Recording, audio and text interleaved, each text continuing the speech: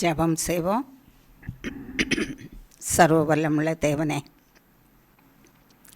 சர்வ வல்லமுள்ள தேவனே, சர்வ வல்லமுள்ள தேவனே, வானத்தையும் பூமியும் படைத்து எங்களையும் உண்டாக்கி உம்முடைய நாம மகிமைக்காக வாழ்ந்திருங்கள் என்று நீர் எங்களோடு கூட இருக்கிறதற்காக உமக்கு கோடி கோடி ஸ்தோத்திரம். அப்பா பிதாவே, பூமியின் முழுவதையும் நீர் சிருஷ்டித்திருக்கிறதுனால, ஆகாய விரிவையும் நீர் சிருஷ்டித்திருக்கிறதுனால, உம்முடைய ஆளுகையின்படி ஒவ்வொரு இடமும் பூமியில் இருக்கிற ஒவ்வொரு பகுதியும் ஆகாய விரிவில் இருக்கிற ஒவ்வொன்றும் உம்முடைய கட்டளையின்படி செயல்பட்டு வருகிறது. சர்வ வல்லமுள்ள தேவனே, மனுஷர் பார்க்கும்போது இயற்கையின் சீற்றம்,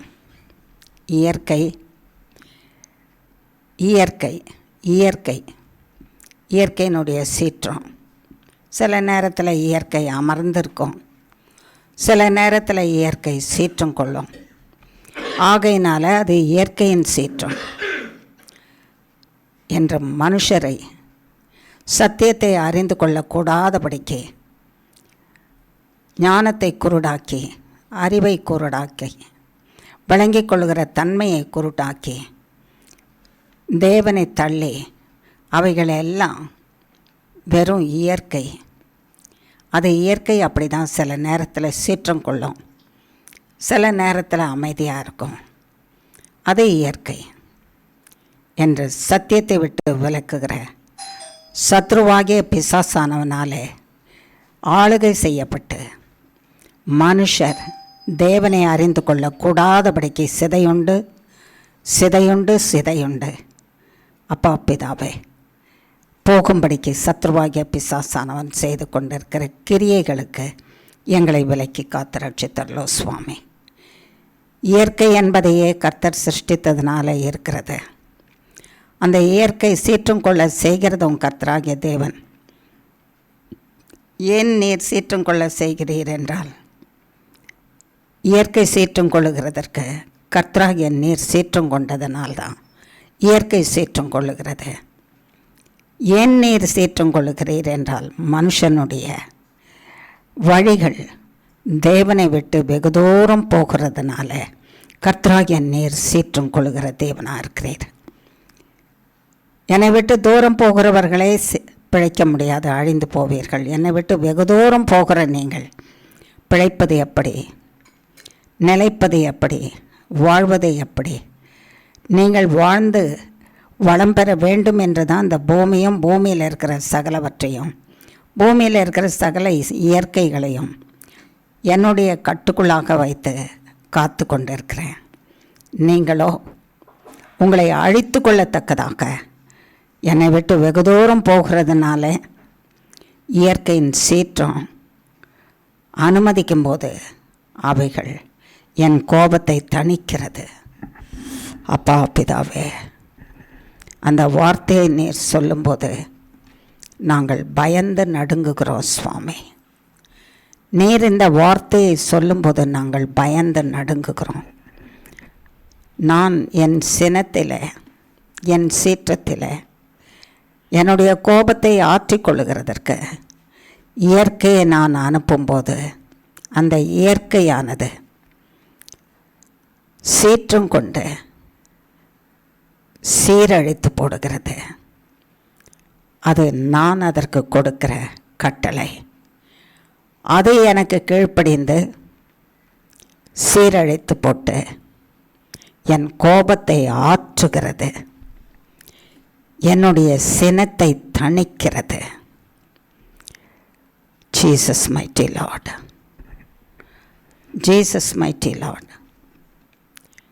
உலகமெங்கும் நடந்து கொண்டிருக்கிற காரியங்களை நாங்கள் பார்க்கும்போது, தண்ணீரினால் அழிவு, காற்றினால் அழிவு, பூமி அதிர்கிறதுனால அழிவு, சரிவினாலே அழிவு, மண் சரிவினாலே அழிவு, மலைகள் சரிந்து போகிறதுனால அழிவு, அழிவு, அழிவு, அழிவு. நாங்கள் லேசாக நினைக்கிறோம் ஒன்று சொன்னீர். அது இயற்கை ஒரு நேரத்துக்கு அப்படி தான் சீறி வரும், அதற்கு பிறகு அடங்கிட்டோன்னு. இயற்கையை உண்டாக்கினவரும் இயற்கையை அமைதியாக இருக்கும்படிக்கு கட்டளையிடுகிறவரும் இயற்கை சீற்றங்கொள்ளும்படிக்கு செய்கிறவரும் சீற்றத்தினாலே அதை அழிக்கும்படிக்கு கட்டளையிடுகிறவரும் அப்படி கட்டளையிட்டு அது என்னுடைய கட்டளைக்கு கீழ்ப்படிந்து நான் திட்டம் வகுத்து கொடுத்திருக்கிறதை நிறைவேற்றின பிறகு அது என் சீற்றத்தை என் கோபத்தை ஆற்றுகிறதுமான செயல்பாடு என்று சொன்னீரப்பா. ஆம் சுவாமி. ஜீவனுள்ள தேவனே, ஜீவனுள்ள தேவனே, உம்முடைய மைட்டி வெப்பன்ஸ், உம்முடைய வல்லமையுள்ள ஆயுதங்கள் இயற்கை. மனுஷன் இந்த இயற்கையிலிருந்து தப்பித்து கொள்ளவே முடியாது. இவைகளை கண்டும் கர்த்தராகிய தேவனும் சர்வ வல்லமை உள்ளவரும் இவற்றை சிருஷ்டித்து ஆளுகை செய்கிறவரும் ஒருவர் உண்டு என்று அறிந்து தேவனிடத்தில் வரக்கூடாதபடிக்கு மந்த புத்தி உள்ளவர்களாக இருக்கிற மனுஷரைப் போல நீங்கள் இராதிருங்கள் என்று எங்களுக்கு நீர் ஆண்டவரே ஆலோசனை கொடுக்கிற தேவனாயிருக்கிறீர். S Lord. இவைகளை எல்லாம் பார்க்கும்போது கர்த்தர் சினம் கொண்டு எதனாலே சினம் கொள்கிறீர், எதனாலே சீற்றம் கொள்கிறீர் என்றால் பூமியில் இருக்கிற மனுஷர் சீர்கெட்டு தங்களையே சீர்கெடுத்து கொண்டு மற்றவர்களையும் சீர்கெட்டு போகும்படிக்கு செய்து பூமியும் சீர்கெட்டு போகும்படிக்கு செய்து கர்த்தருடைய கிருபைக்கும் இரக்கத்துக்கும் பாத்திரமாக இராதபடிக்கு கர்த்தருடைய கோபத்துக்கும் சீற்றத்துக்கும் கர்த்தருடைய பழி வாங்குதலுக்கும் நேராக வழியை திறந்து கொடுக்கிறதுனால இவைகள் ஏற்படுகிறது என்று சொன்னீரே. இவைகளிலே நாங்கள் சிக்குண்டு அழிந்து போகாதபடிக்கு எங்களை காப்பாற்றும் சுவாமி. இவைகளிலே நாங்கள் சிக்குண்டு அழிந்து போகாதபடிக்கு எங்களை காப்பாற்றுவீராக. தேவனுடைய சீற்றத்தினாலும் தேவனுடைய கோபத்தினாலும் ஒருவரும் அழிந்து போகாதபடிக்கு எங்களை காப்பாற்றுவீராக.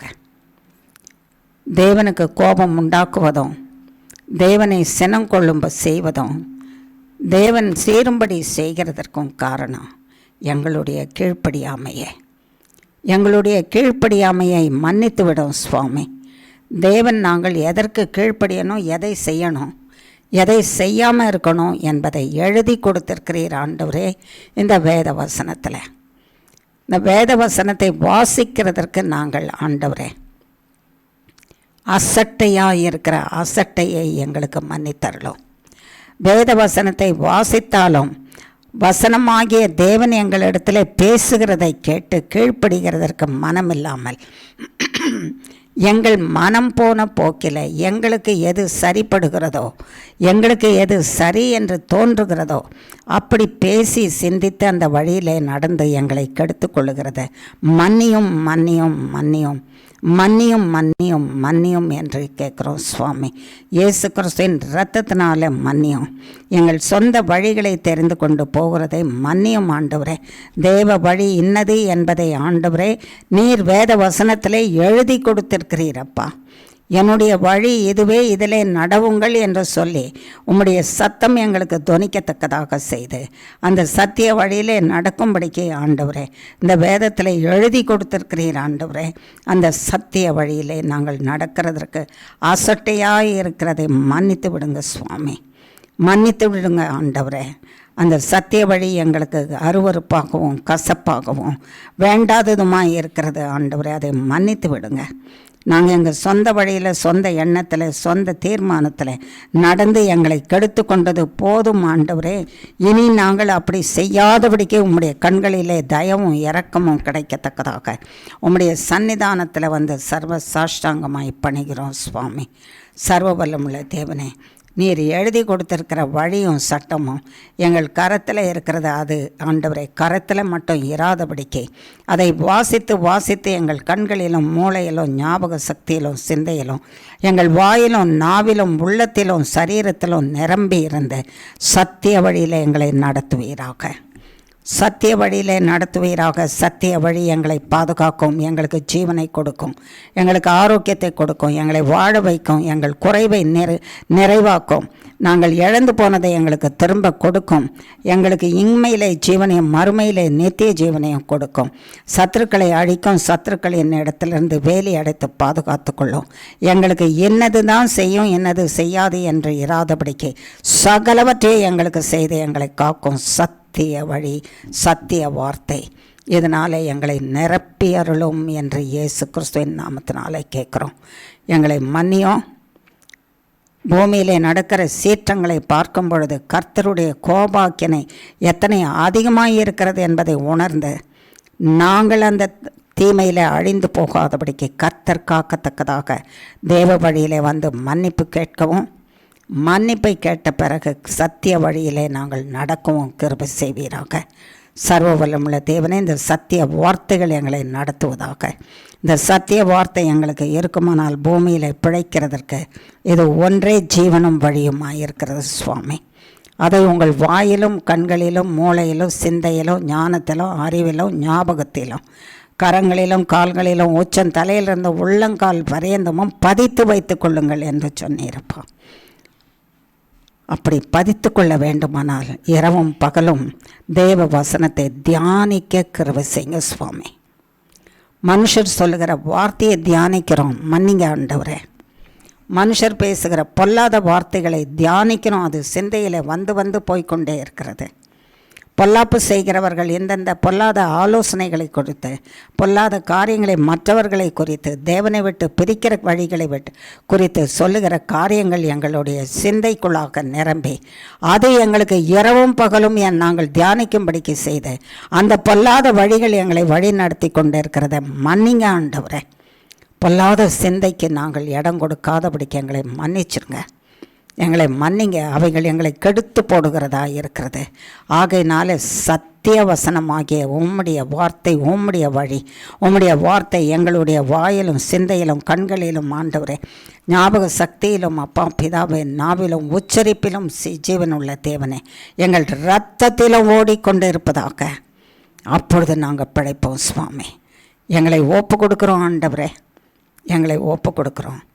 தீமைக்கு ஆண்டவரே, தீமையோடு தீமையாக எங்களை அழித்து கொள்ளாதபடிக்கு பூமியிலே துன்மார்க்கரையும் பாவிகளையும் அள்ளிக்கொள்வது போல எங்களை அள்ளிக்கொள்ளாதபடிக்கு சர்வ வல்லமுள்ள தேவனே, உம்முடைய வருகையிலே நாங்கள் ஏற்றுக்கொள்ளப்படத்தக்கதாக சர்வ வல்லமுள்ள தேவனே, நித்திய ஜீவனிலே பங்கு பெற்று வாழத்தக்கதாக சர்வ வல்லமுள்ள தேவனே, எங்கள் வழிகளையும் வாழ்க்கையும் சரிப்படுத்துவீராக. எங்கள் வாழ்க்கையும் எங்கள் வழிகளையும் சரிப்படுத்துவீராக, செம்மைப்படுத்துவீராக என்று இயேசு கிறிஸ்துவின் நாமத்தினால கேட்குறோம்.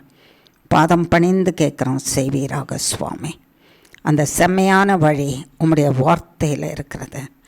சர்வ வல்லமுள்ள தேவனே, ஆவியானவராக நேர் இறங்கி வந்து எங்களை செம்மையான வழியிலே நடத்தவும், செம்மையான வழியிலே நாங்கள் வாழவும், சர்வவல்லமுள்ள தேவனுடைய வார்த்தை எங்களை ஆண்டு கொண்டு வழி நடத்தவும் தக்கதாக நீர் இப்பொழுது வருவீராக, நீர் பேசுவீராக.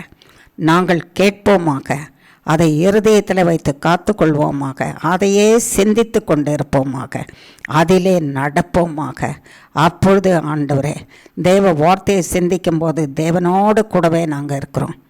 தேவ வார்த்தையிலே ஆண்டவரே பேசும்போது தேவனோடு இருக்கிறோம். தேவ வழியிலே நாங்கள் நடக்கும்போது தேவனோடு நாங்கள் நடக்கிறோம் சுவாமி. தேவனோட தேவ வார்த்தை எங்களோட பேசி கொண்டு இருக்கும் பொழுது நாங்கள் தேவனோடும் தேவன் எங்களோடு கூடவும் இருக்கிறீரப்பா.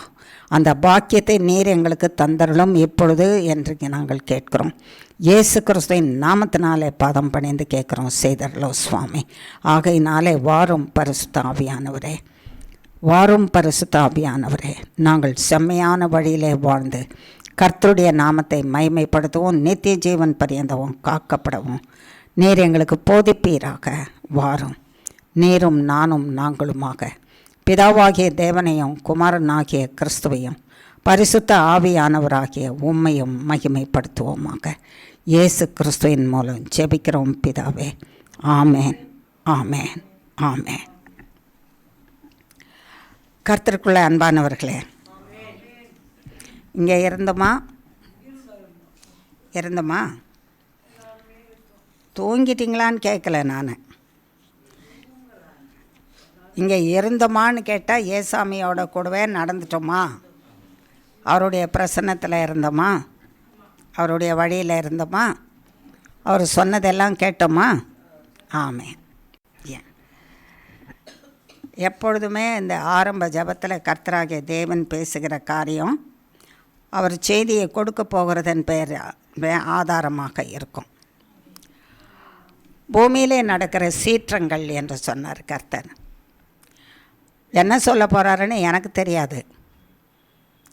சர்வவல்லமுள்ள தேவனேன்னு நான் அழைக்கிற வரைக்கும் அவர் என்ன பேச போகிறாருன்னு எனக்கு தெரியாது. பூமியின் சீற்றம், பூமியின் மேலே வருகிற சீற்றங்கள், இயற்கையின் சீற்றம்னு சொல்கிறோம். நம்ம இயற்கையின் சீற்றம்னா என்னெல்லாம் இயற்கையின் சீற்றமாக இருக்கும்? மழை, சாதாரண மழையா? பெருமழை, சரி. அதிகமான வெயில், கடலின் சீற்றம், காற்றின் சீற்றம். இதெல்லாம் என்ன செய்யும்? சீற்றம்னா அது என்ன செய்யும்?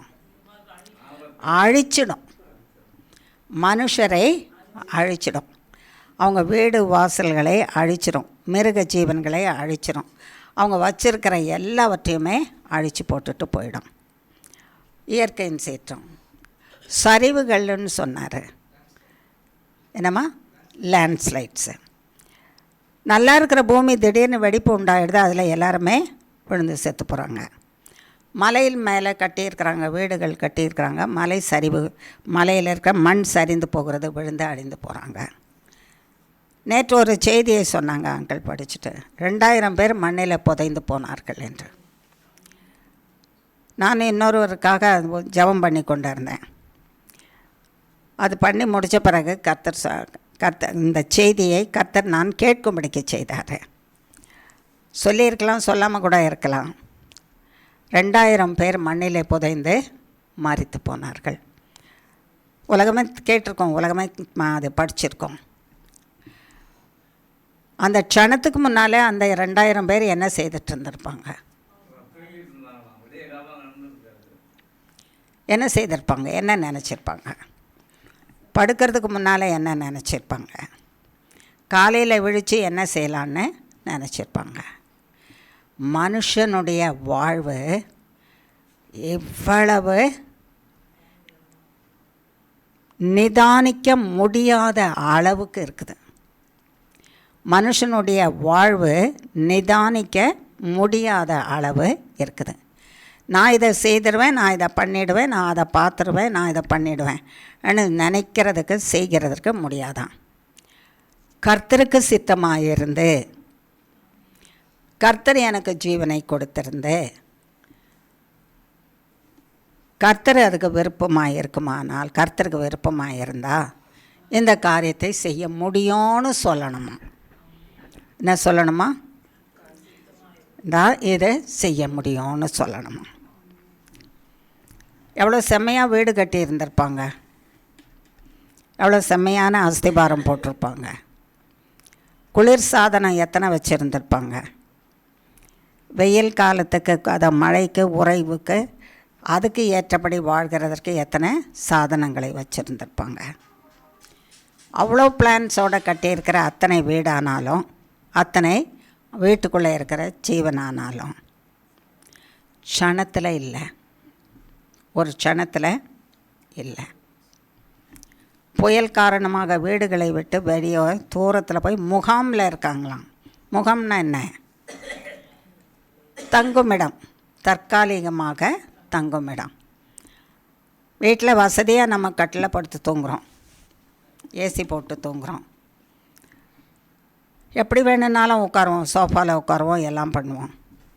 முகாமில் எனக்கு சோஃபா வேணும்னு கேட்க முடியுமா? படுக்கிறதுக்கு கட்டில் கிடைக்குமா? எனக்கு விருப்பமான ஆகாரம் கிடைக்குமா? நான் சம்பத்தை அவ்வளோ சேர்த்து வச்சுருக்கிறேன் என் வீட்டில். என்னது? எல்லாமே சேர்த்து வச்சுருக்கேன். என்னது? ஏன்னா நான் சம்பாதிச்சேன், நான் சேர்த்து வச்சுருக்கேன். எல்லாமே என்னது? ஒரு க்ஷணத்தில் அந்த என்னது என்பதை நான் என்ன செய்யலை, அனுபவிக்க முடியாமல் போகுது. எல்லாமே இப்படி முடியாமல் போகிறது. ஆகையினால மனுஷனுக்கு கர்த்தர் என்ன சொல்கிறாரா, பூமி என்னது? நீ பூமியை பார்த்து யாருதுன்னு சொல்கிற? உன்னுடையதுன்னு சொல்கிற. என்னது என்னது இந்த பூமி என்னது? பூமியில் கொடுத்துருக்கிறதெல்லாம் என்னதுன்னு நினைக்கிறேன். பூமி என்னது? இந்த பூமியை நான் உனக்கு கொடுத்துருக்கேன். எனக்கு பிரியமாக அதில் வாழ்ந்துருங்க. உங்களை நான் வாழ வைக்கிறேன். இவைகள் எல்லாம் என்னது? ஆகையினால உனக்கு கொடுக்கப்பட்டவைகளும் நீயும் யாருடையது? கர்த்தருடையது. நானே யாருடையவன்? கர்த்தருடைய. ஏன்னா நானாக நினைத்து நானாக பிறப்பிக்கப்படலை. நான் என்னை பெற்றுக்கொள்ளவில்லை. பிறப்பிக்கப்பட்ட படும்படிக்கு நான் என்னை பிறப்பிக்கலை. ஆமாவா இல்லையா? ஆகையினாலே நான் யாருக்கு சொந்தம்? பூமியும் அதன் நிறைவும் யாருடையது? கர்த்தருடையது. அவரே அதை உண்டாக்கினார். அதை அவரே ராஜரீகம் செய்து கொண்டிருக்கிறார். ஏன் இந்த அழிவை பற்றியெல்லாம் கர்த்தர் நமக்கு சொல்கிறாருன்னு சொன்னால், இந்த அழிவை உண்டு பண்ணுகிற சம்பவங்கள் எல்லாம் கர்த்தருடைய ஆயுதங்களாம். கர்த்தருடைய ஆயுதங்கள், கர்த்தருடைய தூதர்கள். ஒரு சிலர் சொல்லுவாங்கள்ல, தீமை செய்கிறதுக்கு கூலிப்படை ஒன்று வச்சுருக்குறாங்க. காசு கொடுத்தாங்கன்னா அவங்க போய் என்ன பண்ணிட்டு வந்துடுவாங்க? அழிச்சிட்டு வந்துடுவாங்க. அவங்களுக்கு கூலிப்படை. கர்த்தருக்கு ஒரு படை இருக்குது, தூதர் படை. நல்லது செய்கிறதற்கும் இருக்குது, அவர் சினத்தை ஆற்றுகிறதற்கும் இருக்குதான் ஒரு படை. அந்த படை தான் இயற்கையின் சீற்றம். பெருவெள்ளம், பெரும் புயல், நிலச்சரிவுகள், நிலத்தில் வெடிப்புகள், அதிகமான உஷ்ணத்தினாலே நீர் இல்லாமல் போகிற தன்மைகள், தண்ணீர் இல்லாமையினாலே உயிரினங்கள் மரித்து போகிற காரியங்கள், இப்படிப்பட்ட எல்லா அழிவுகளும் வரும்போது அது தேவனுடைய தூதன்னு தெரிஞ்சுக்கணுமா. ஆகையினால மக்களை நீங்கள் மற்றவங்கள மாதிரி அறிஞ்சு கொள்ளாமல் இருக்காதீங்க. மற்ற மனுஷர் எப்படி நினைக்கிறாங்க, எங்கேயோ ஏதோ ஒரு அழிவு வருது, அது அந்த இடத்துல வர்ற இயற்கை அழிவு வருது, அதுக்கப்புறம் அது அடங்கி போய்டும் நினைக்காத. அடக்குகிறவரும் நான் தான், வர விடுகிறவரும் நான் தான். அதை அத்தனை சீக்கிரத்தில் அதை நான் அடக்காவிட்டால் பூமி முழுவதும் என்ன செய்யும்? அழிஞ்சு போயிடும். ஆகையினாலே மனுஷர் மேலே நான் இரக்கம் வைத்திருக்கிறதுனால என்னுடைய வார்த்தையை கேளாதபடிக்கு அவர்கள் நாங்கள் என்று தாங்களும் தங்களுடைய வாழ்க்கையும் பூமியையும் அதையே அவங்க தாங்கி பிடிச்சிட்ருக்கிற மாதிரி தங்களுக்குரியது என்று நினைத்து கொண்டு இருக்கிறவர்களுடைய சிந்தைகளை தான் பார்த்து கர்த்தர் என்ன செய்கிறாராம்? அழிச்சு போடுறாரு. சத்தியம் என்னது என்று தெரிஞ்சு கொள்றதுக்கு எழுதி கொடுத்துருக்கிறாராம். சொன்னாரா ஜெபத்தில்? சத்தியம் என்னது என்பதை அறிஞ்சு கொள். எங்களுக்கு தெரியல ஆண்டவரே, உண்மையே என்னன்னு தெரில, அதனால் நாங்கள் எங்களுக்கு தெரியாத போயிடுச்சு ஆண்டவரேன்னு யாருமே என்ன செய்ய முடியாதான்? சொல்லவே முடியாது. ஏன்னா இதில் எழுதி கொடுத்துட்ருக்காராம். இதில் எழுதி கொடுத்துருக்கிறது எனக்கு தெரியணுன்னா நான் என்ன செய்யணுமா? கையில் வச்சுட்டுருக்கிறதுல பிரயோஜனம் இல்லை, இதை வாசிக்கணும்னு சொன்னாரன். இதை வாசித்தா இது கண்களின் வழியாக எங்கே போதான்? மூளைக்குள்ளே போய் என்னை ராஜரீகம் செய்தான், என்னை ஆட்சி செய்கிறது. ஆகையினாலே சத்தியம் என்னை ஆட்சி செய்ய வேண்டுமானால் சத்தியத்தை நான் வாசிக்கணும். அது சத்திய வசனத்தை எழுதி கொடுத்துருக்கிறாரு, அதை வாசிக்கணும். அது வாசித்தால் அது கண்களின் வழியாக மூளைக்குள்ளே போய் தங்கும். அந்த வார்த்தைகளை நான் தியானிக்கணும். அது என்னை அரசாட்சி செய்யணும். நான் எந்த வழியில் நடக்கணும்னு அந்த சத்தியத்துக்கு தெரியும், சத்திய வார்த்தைக்கு தெரியும். அந்த சத்திய வழியில் என்னை நடத்தி கொண்டு போகும். நான் யாரிடத்துல எப்படி பேச வேண்டும் என்று சொல்லிக் கொடுக்கும் இந்த சத்தியம். அதன்படி நான் பேச வேணும். நான் எதை உண்ண வேண்டும், நான் எதை குடிக்க வேண்டும், நான் எப்படிப்பட்டவர்களோட பழக வேண்டும், நான் என்னுடைய 24 மணி நேர தொடர்பு யாரோடு இருக்க வேண்டும் என்பதை சத்திய வசனம் சொல்லுதான். சத்திய வசனத்தோட சத்தியத்தோடனா சத்தியம் தேவன், அவரோட கூட என்னுடைய தொடர்பு இருக்குமானால் நான் பிழைப்பேனும். சத்தியத்தின் இடத்துல ஜீவன் இருக்கு, சத்தியத்தின் இடத்துல மரணம் இல்லை. அந்த சத்தியத்தின் இடத்துல நீங்கள் வாசிக்கணுன்னா இதை வாசித்து அதை கண்களிலே தேக்கி சிந்தையிலே வைத்து இருதயத்திலே காத்து அது நாவிலே பேசி அதன் வழியிலே நடப்பீர்களானால் நம்மை பார்த்து கர்த்தர் சொல்கிறாரு. நீங்கள் அப்படி எல்லாரும் நடப்பீர்களானால் என்னோட சேர்த்து நீங்கள் வாழ்வீங்க. ஏன்னா அதில் ஜீவன் இருக்குது. ஜீவனிலே ஜீவனை வாசித்தால் ஜீவன் உங்களுக்குள்ளே இருக்குமானால் ஜீவனோடு இருப்பீங்க, ஜீவனிலே வாழ்ந்திருப்பீங்க. ஆகையினால வருகிற சகல தீங்குகளும் குறைவுகளும் எல்லாவற்றையும் அழித்து போட்டு கர்த்தர் நிறைவாக்குகிற தேவனாக இருக்கிறாரு. அழிவுக்கு ஒப்பு கொடாதபடிக்கு தப்பு வைக்கிற தேவனாக இருக்கிறாரு. ஆகையினாலே நம்முடைய முதல் கடமை என்ன? சத்தியத்தை என்ன செய்யணுமா? வாசித்து இங்கே வச்சுக்கணும். சத்தியத்தை தான் வாயில் வச்சுக்கணும், சத்தியத்தை தான் மூளையில் வச்சுக்கணும், சத்தியத்தை தான் கண்ணில் வச்சுக்கணும். அதுதான் வார்த்தை. இன்னொரு காரியம் கர்த்தர் சொன்னார், தியானிங்க கர்த்தருடைய வார்த்தையை. வேத வசனத்தை படிச்சுட்டு இந்த பக்கம் வச்சுட்டு அடுத்தது இன்னொருத்தர்கிட்ட ஃபோன் பண்ணி அல்லது உங்களுக்கிட்ட ஏற்கனவே சொல்லப்பட்ட வார்த்தைகளை மனசில் திரும்ப திரும்ப அதை கொண்டு வந்து அதை குறித்து தியானம் பண்ணிகிட்டு இருந்தீங்கன்னா சத்திய வார்த்தை தேவனோட இருந்து தியானம் பண்ணுவீங்களா, சாத்தான் சொன்ன வார்த்தையோட தியானம் பண்ணுவீங்களா? சாத்தானுடைய வார்த்தையோட தியானம் பண்ணுவோம். அப்போ அந்த வழியில் இதை படித்தோம் நமக்கு பிரயோஜனம் இல்லை, படித்து எனக்கு பிரயோஜனம் இல்லை. ஏன் படித்து பிரயோஜனம் இல்லை? அதை நான் சிந்திக்கலை.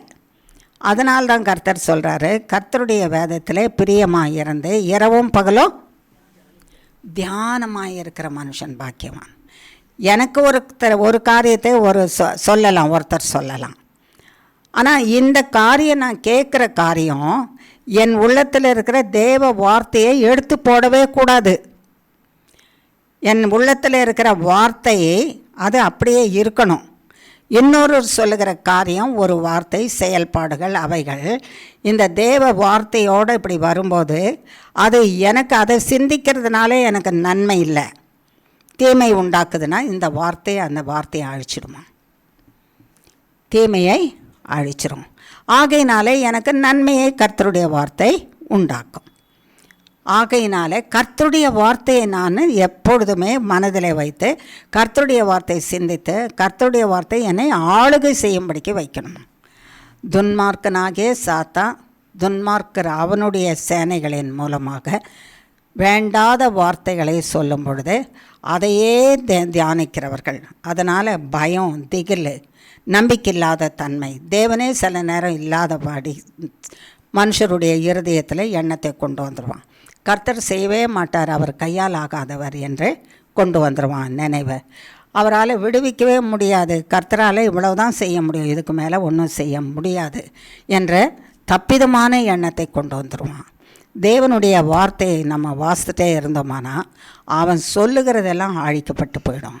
கர்த்தருடைய வார்த்தை மேலோங்கி நிற்கும். அந்த வார்த்தை நமக்குள்ளே ஆம் என்றும் ஆமென் என்றும் இருக்கும். ஆகையினால தான் கர்த்தர் நமக்கு சொல்லியிருக்காரா, கேட்பீங்க நிறைய காரியம் வேண்டாததை, அதை இயேசுவின் பாதத்தில் என்ன பண்ணிடுங்க, விட்டுருங்க.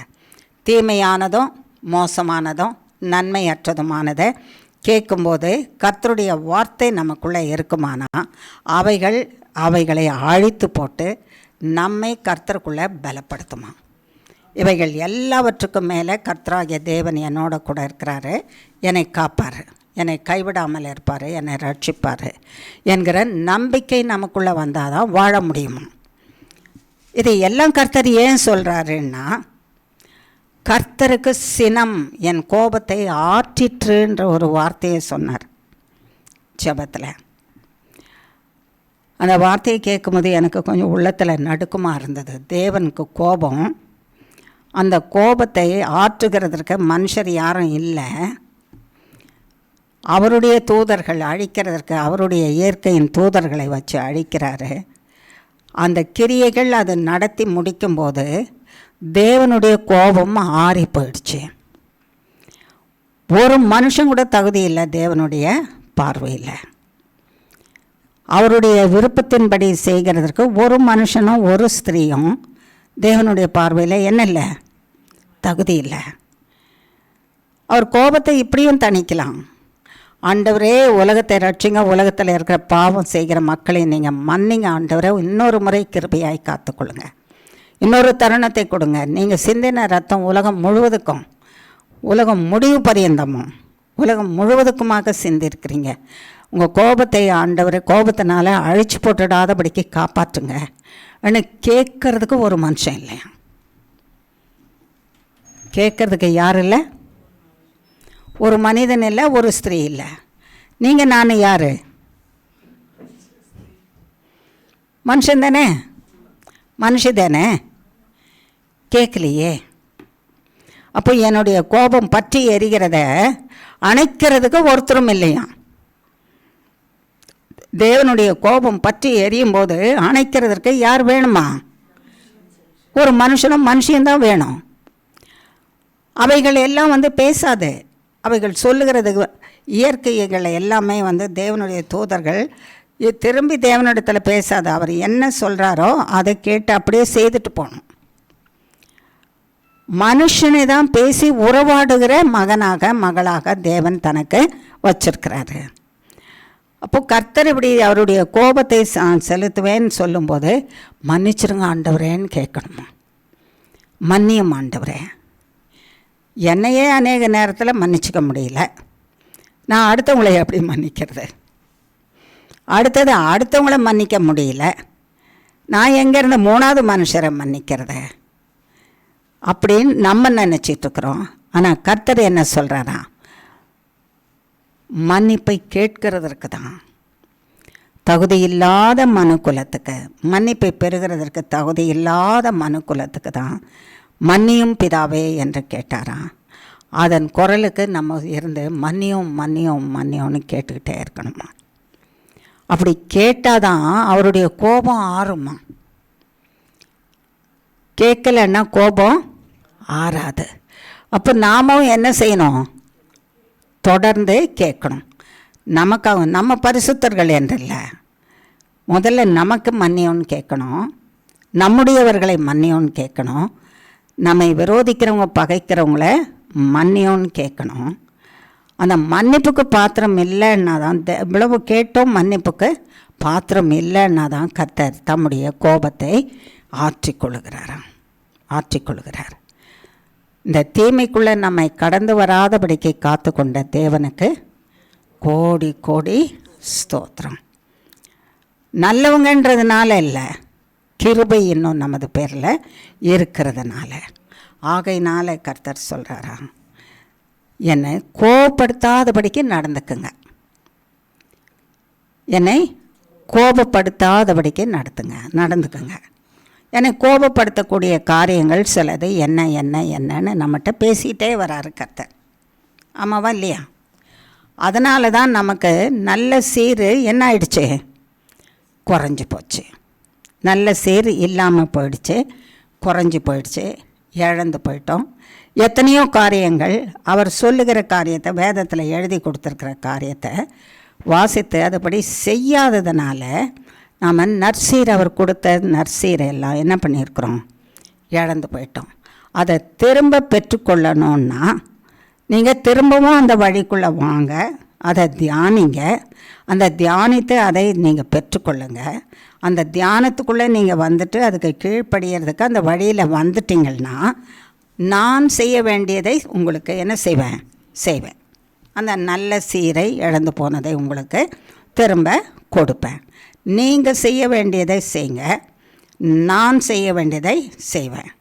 நீங்கள் செய்ய வேண்டியது என்னதுன்னு எப்போ தெரியும்? எப்படி தெரியும்? இதை வாஸ்தா தான் தெரியும். இல்லைன்னா இதிலேருந்து சொல்லக்கூடியவன் யாருமே கிடையாது. இதை எழுதியிருக்கிறத வாஸ்தா தான் புரியும்.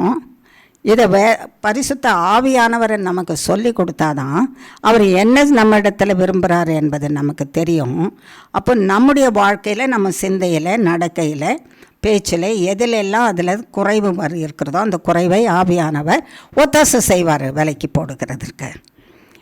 ஆகையினால 3 பேரும் நமக்கு தேவை. நமக்கு சொல்லி கொடுக்க தேவன் தேவை, அதை கேட்கறதற்கு நமக்கு செவிகள் தேவை, அதை வாசிக்கிறதுக்கு வேத வசனம் தேவை. அடுத்தது என்ன தேவை? நான் நன்மையை பெற்றுக்கொள்கிறதற்கு அடுத்தவர்களை என்ன செய்யணும்? நான் மன்னிக்கணும். அடுத்தவர்களிடத்தில் எப்படி நடந்து கொள்ளணுன்றதை தெரிஞ்சுக்கொள்ளணும். அப்போ தேவனும் நானும் வேத வசனமும் என்றைக்கும் ஒன்றாக இருப்போமானால் பிழைக்கலாம். என்றைக்கும் ஒன்றாக இருப்போமானால் பிழைக்கலாம். எத்தனை பேருக்கு இது 3 வேணும்? இது 3 வேணும்னா தான் நம்ம தொடர்ந்து என்ன செய்யலாம்? வேதத்தை தியானம் பண்ணலாம். எனக்கு வேண்டான்னா நம்ம தியானம் பண்ண வேண்டிய அவசியமே இல்லையே. ஆமாவா இல்லையா? இது என்ன நீங்கள் கேட்குற பைத்தியக்கார கேள்வி? எத்தனை பேருக்கு இது 3 வேணும்னு கேட்குறீங்க? பைத்தியமாக தெரியுதே அப்படின்னா கேட்டுட்டு விட்டு விடுறவங்களுக்கு அது வேண்டாமே. எனக்கு இது 3 வேணும்னா தான் நம்ம தொடர்ந்து கர்த்தர் நம்மகிட்ட என்ன செய்வார்? பேசுவார். இல்லைன்னா அவர் என்ன செய்ய மாட்டார்? பேச மாட்டார். ஆமேன், ஸ்தோத்திரம் ஆண்டவரே, இந்த நேரத்தை கொடுத்ததுக்கு ஆமேன் சொல்லிவிட்டு என்ன பண்ணிடலாம்? வந்துடலாமா? அப்படி பேசணுமா வேண்டாமா? கர்த்தர் வேணும். எங்கேருந்து தான் பேச போகிறாரு? எதிலேருந்து பேச போகிறாரு? வேதத்திலேருந்து. வேத வசனம் யாருடையது? கர்த்தருடையது. யார் தான் பேச போகிறாரு? கர்த்தர் தான். ஆவியானவர் பேச போகிறாரு. யாருக்காக பேச போகிறாரு? நம்முடைய வாழ்க்கை சீர் பொருந்தும்படிக்கு பேச போகிறாரு. ஆகையினால கர்த்தாவே நீர் பேசும், நாங்கள் கேட்கிறோம். எசேக்கியேலின் புஸ்தகம் 36ஆம் அதிகாரம் 11ஆம் வசனம். என்னது?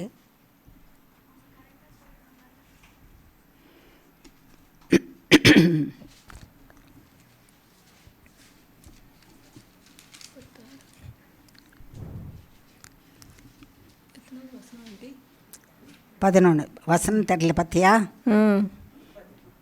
0 மார்க் போட்டுற வேண்டியதான். உங்களையும் உங்கள் மேல் மனுஷரையும் மிருக ஜீவன்களையும் பெருகி பழுகும்படி வர்த்திக்க பண்ணுவேன். பூர்வ நாட்களில் நீங்கள் இருந்த நிலைமையில் நான் உங்களை ஸ்தாபித்து உங்கள் முந்தின சீரை பார்க்கிலும் உங்களுக்கு நற்சீர் உண்டாக செய்வேன். அதனால் நான் கர்த்தர் என்று அறிந்து கொள்வீர்கள். ஆமாம், பூர்வ நாட்களில் நீங்கள் இருந்த நிலைமையில் நான் உங்களை ஸ்தாபித்து. பூர்வ நாட்களில் இருந்ததுன்னா தேவனும் நாமும் ஒன்றா இருந்திருப்போம், பிரிந்து போகாமல் இருந்திருப்போம். அவர் எள்ளுன்னா நம்ம எண்ணெய்ன்னு நின்று இருப்போம். கொஞ்சம் யோசித்து பாருங்கள். ஆதியில் கர்த்தரை முதலாவது சொந்த ரட்சகராக ஏற்றுக்கொண்ட போது அவர் சொல்கிறதுக்குள்ளே நம்ம 4 அடி முன்னால் நிற்கிறேன்னுட்டு போய் செய்துக்கிட்டு இருந்திருப்போம். அவருடைய தொடர்பு அவ்வளோ அதிகமாக இருந்திருக்கும். அவர் சொன்னபடி தான், கீழ்ப்படிஞ்சு தான் எதுவானாலும் விட்டுருவோம். எப்படிப்பட்ட காரியமாக இருந்தாலும் விட்டு வந்திருப்போம். அந்த பூர்வ நிலையின் தொடர்பு, தேவனோட இருந்த ஐக்கியம், அவருடைய வார்த்தை நமக்குள்ள, அந்த வார்த்தையை கேட்டு நடந்த விதம், அந்த தொடர்பு அத்து போயிடுச்சு. அந்த தொடர்பு, அந்த கயிறு அறுந்து போயிற்று என்றால் அப்புறம் எப்படி கேட்போம்? அவர் சொன்னதை கேட்போமா? சொல்லுங்களேன், வாய் திறந்த. கேட்க மாட்டோமே. நீங்கள் சொல்கிறது எங்களுக்கு இஷ்டம் இல்லையே, கசப்பாக இருக்குதே ஆண்டவர். அன்னைக்கு ருசியாக இருந்தது. நீங்கள் எள்ளுன்றதுக்குள்ள நான் எண்ணெயை பிழிஞ்சே கொண்டாந்து கொடுத்துட்டேன். எண்ணெய் தானே வேணும் உங்களுக்குன்னு செய்தேன். இப்போ எனக்கு அது அப்படி செய்கிறது கஷ்டமாக தெரியுது. எனக்கு சில யோசனைகள் இருக்குது, எனக்கு சில ஆலோசனைகள் இருக்குது. அந்த ஆலோசனையின்படி நான் எனக்கு பார்த்து எனக்கு இப்படி செய்தால் தான் நல்லதுன்னு நான் போகிறேன். ஆனால் அது என்னை கெடுத்து போடுகிற வழின்னு எனக்கு தெரியாமல் இருக்குது. சில நேரம் தெரிஞ்சாலும் கூட தேவன் மன்னிப்பாரியா. அவர் எப்படிப்பட்டவர்? மன்னிக்கிறதுக்கே வந்தார். அவர் தலையெழுத்து இயேசு கிறிஸ்து அப்படின்னோடனே அவர் தலையில் என்ன எழுதி இருக்குது? மன்னி. எப்படி மன்னி? சிலுவை மரணத்தில் எங்கள் பாவத்தெல்லாம் எடுத்துக்கொண்டு நீ சுவாரினாலே அடிபட்டு காயப்பட்டு நீ வேதனைப்பட்டு நீ மறித்து நீ கொண்டு இவர்களுக்கு பாவ மன்னிப்பை கொண்டு வான்னுட்டு எழுதி வச்சுட்டார் பிதா. ஆகையினால இயேசு கிறிஸ்து அவர் மன்னிக்கிறதுக்கே பிறந்தவர். ஆகையினால நான் பண்ணாலும் கூட, தப்பு பண்ணாலும் கூட அவர் என்ன பண்ணுவார்? மன்னிப்பார். ஏசாமி ஏசாமி இந்த ஒரே முறை பண்ணிடுறேன், இதை மன்னிச்சிடுங்க, அடுத்த முறையிலேருந்து நாளையிலேருந்து என்ன பண்ண மாட்டேன், இதை பண்ண மாட்டேன். நாளைக்கும் பொழுது விடிஞ்ச உடனே சொல்லுவேன், ஏசாமி ஏசாமி நேற்று மறைச்சிட்டிங்க, இன்றைக்கி என்ன பண்ணுறது, இது இந்த விதத்தில் வந்திருக்குது, தயவுசெய்து இன்றைக்கி பண்ணிடுறேன், இதை மன்னிச்சிடுங்க, நாளைக்கு பண்ணாமல் இருப்பேன். உலகம் முடிகிற வரைக்கும் அந்த நாளை என்பது என்ன செய்யாது, வராமல் இருக்காது. நாளை வந்துட்டே தானே இருக்கும். நாளைக்குன்னு இன்றைக்கி சொல்கிறோம், நாளைக்கு வந்துருச்சு. நாளைக்கு வந்து தானே நாளைக்குன்னு திரும்பி சொன்னால் வரும்ல. நாளைக்கு நாளைக்கு என்கிற வார்த்தை என்னைக்கு முடிவடையும்? முடிவடையாது. உலகம் முடிஞ்சாதான் நாளை என்கிற வார்த்தை முடிவடையும். ஆகையினால தேவனிடத்தில் போய் தப்பு செய்துட்டு மன்னிச்சிருங்க அவர் மன்னிச்சிட்டாரான்னு தெரியாது. அதை கேட்டுப்பாங்களா?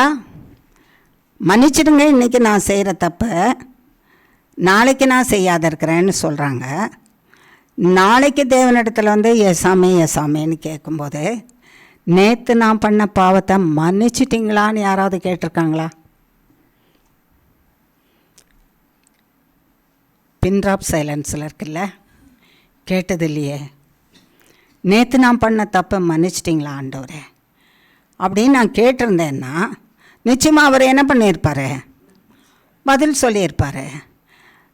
மன்னிக்கலையே அப்படின்னு சொல்லியிருந்தாருன்னா என்ன பண்ணியிருப்போம் நம்ம? ஐயோ இந்த நிலைமை கூட இருக்குதா உங்ககிட்ட, மன்னிக்காமல் கூட இருப்பீங்களா? அப்படியானா நீங்கள் அதை மன்னிச்சா தானே அடுத்தபடியாக நான் என்ன செய்ய முடியும், இன்னொரு தப்பு பண்ண முடியும். நீங்கள் இந்த தப்பையே நீங்கள் மன்னிக்கலைன்னா அடுத்த தப்பு தைரியமாக நான் எப்படி மன்னிக்க முடியும்? இதில் நீங்கள் மன்னிச்சிட்டேன்னு சொன்னீங்கன்னா மன்னிச்சிட்டாரு, 100% சொல்லிட்டாரு, தைரியமாக நான் நாளைக்கு இன்னொரு தப்பு செய்துட்டு மன்னிங்க அப்படின்னு நான் கேட்டேன்னா தைரியம் வரும் எனக்கு. ஏன்?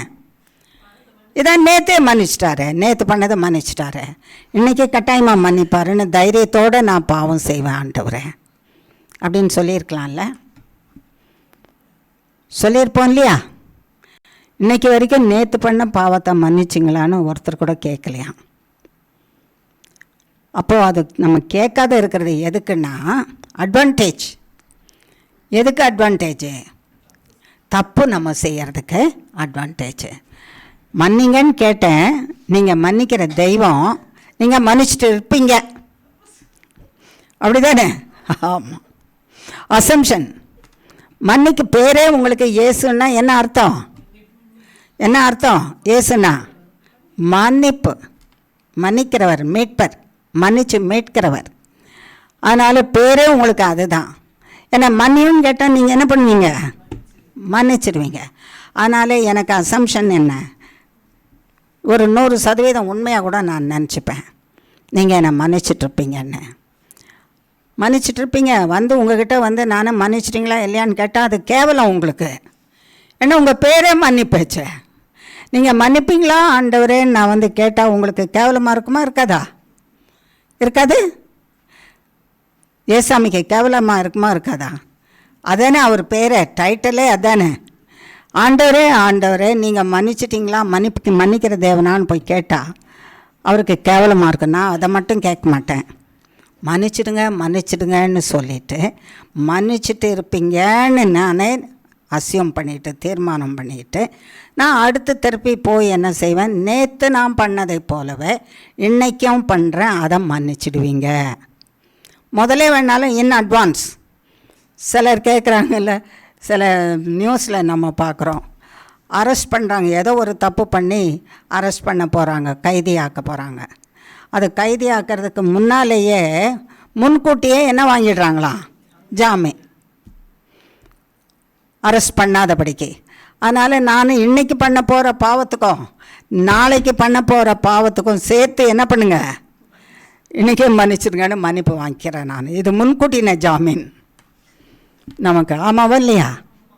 அதில் தானே வாழ்ந்துட்டுருக்குறோம் சுகமாக, அதில் தானே வாழறோம். அப்படி இருக்காதீங்கன்னு சொல்கிறாரு கர்த்தர். என்னைக்கு வருவேன் நானுன்னு தெரியாது. உங்களை எல்லாரையும் நித்திய ஜீவனுக்குள்ளே நித்திய வாழ்வில் வாழ வைக்கிறதுக்கு தான் நானே வந்தது. அந்த நித்திய வாழ்வின் வாழ்வை இழந்துடாதீங்க, உங்களையே ஏமாற்றிக்காதீங்க. நான் மன்னிக்கிறவர் தான், மன்னிக்கிறேன்னு நம்பி உங்களை ஏமாற்றிக்காதீங்க, அடுத்தவங்களையும் ஏமாற்றிடாதீங்க. ஆகையினால நான் செய்த தப்பிதத்தை நீங்கள் மன்னிச்சிங்களான்றத கேட்டு வெரிஃபை பண்ணுங்க என்கிட்ட. உங்களுக்கு என் மேலே இருந்த கோபம் தீர்ந்துருச்சா, நீங்கிடுச்சா, நான் என்ன செய்யணும் இன்னும் என்று கேட்டு தெரிஞ்சுக்கங்க. அவர் மன்னிக்கிற தேவன் தானே, அவர் இன்னுமா மன்னிக்காமல் இருப்பார்? எனக்கு எத்தனை வயசாகுது, இவ்வளோ நாளும் கேட்குறேன்னு, அவர் மன்னிக்காமலாம் இருப்பார்? மன்னிக்காமல் கூட இருப்பார். இன்றைக்கி கர்த்தர் ஜெபத்தில் சொன்னதை பார்க்கும்போது என் கோபத்தை இவைகள் ஆற்றின, என் கோபத்தை இந்த இயற்கையின் சீற்றங்கள் ஆற்றின. ஆகையினாலே நாம் நம்மையே ஏமாற்றிக்க கூடாது, ஏமாந்துடக்கூடாது. கர்த்தர் நல்லவர் தான், பாவத்தை மன்னிக்கிறவர் தான், மன்னிக்கிறதுக்காக வந்தவர் தான், ரட்சகர் தான்.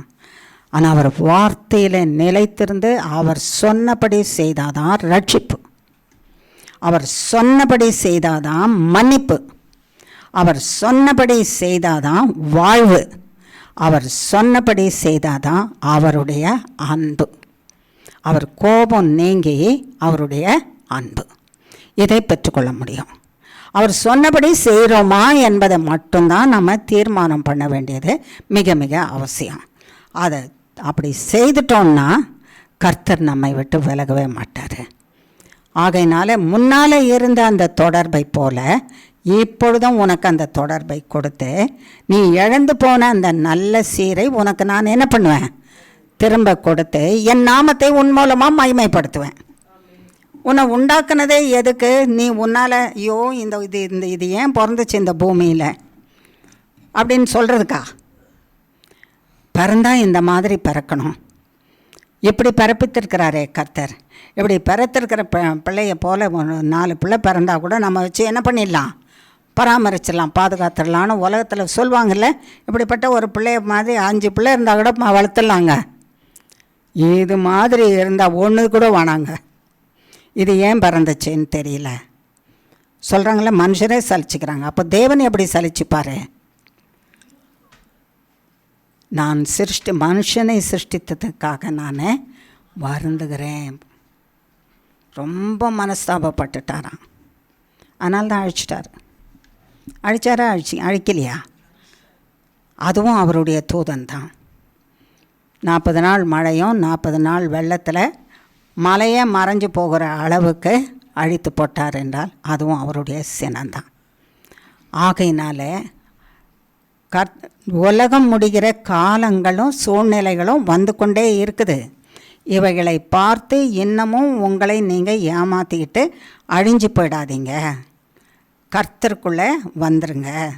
உங்களுடைய வார்த்தை தேவ வார்த்தையாக இருக்கட்டும், உங்கள் தியானம் தேவ வார்த்தையாக இருக்கட்டும், உங்களை வழி நடத்துகிற வழி இந்த வார்த்தையாக இருக்கட்டும், இந்த சத்திய வசனம் உங்கள் மண்டைக்குள்ளே இருக்கட்டும், உங்கள் ஞாபகத்தில் இருக்கட்டும், உங்கள் கண்களில் இருக்கட்டும், உங்கள் நாவில் இருக்கட்டும். என்ன சொல்லுதோ அதுபடி செய்கிறதற்கு தீர்மானம் பண்ணுங்க. அவன் என்ன சொல்லுவான், இவன் என்ன சொல்லுவான், அவன் என்ன சொல்வா, இவன் என்ன சொல்வா, எதையும் பார்க்காதீங்க. என் இயேசு என்ன சொல்வார், என் இயேசு என்னோட இருந்துட்டா அவன் இவன் இவ எல்லாம் ஒன்றுமே கிடையாது. எது திரண்டு வந்தாலும் எனக்கு விரோதமாக வர காரியம் ஒன்றுமே நடக்காது. யார் இருந்துட்டா? இயேசு இருந்துட்டான்.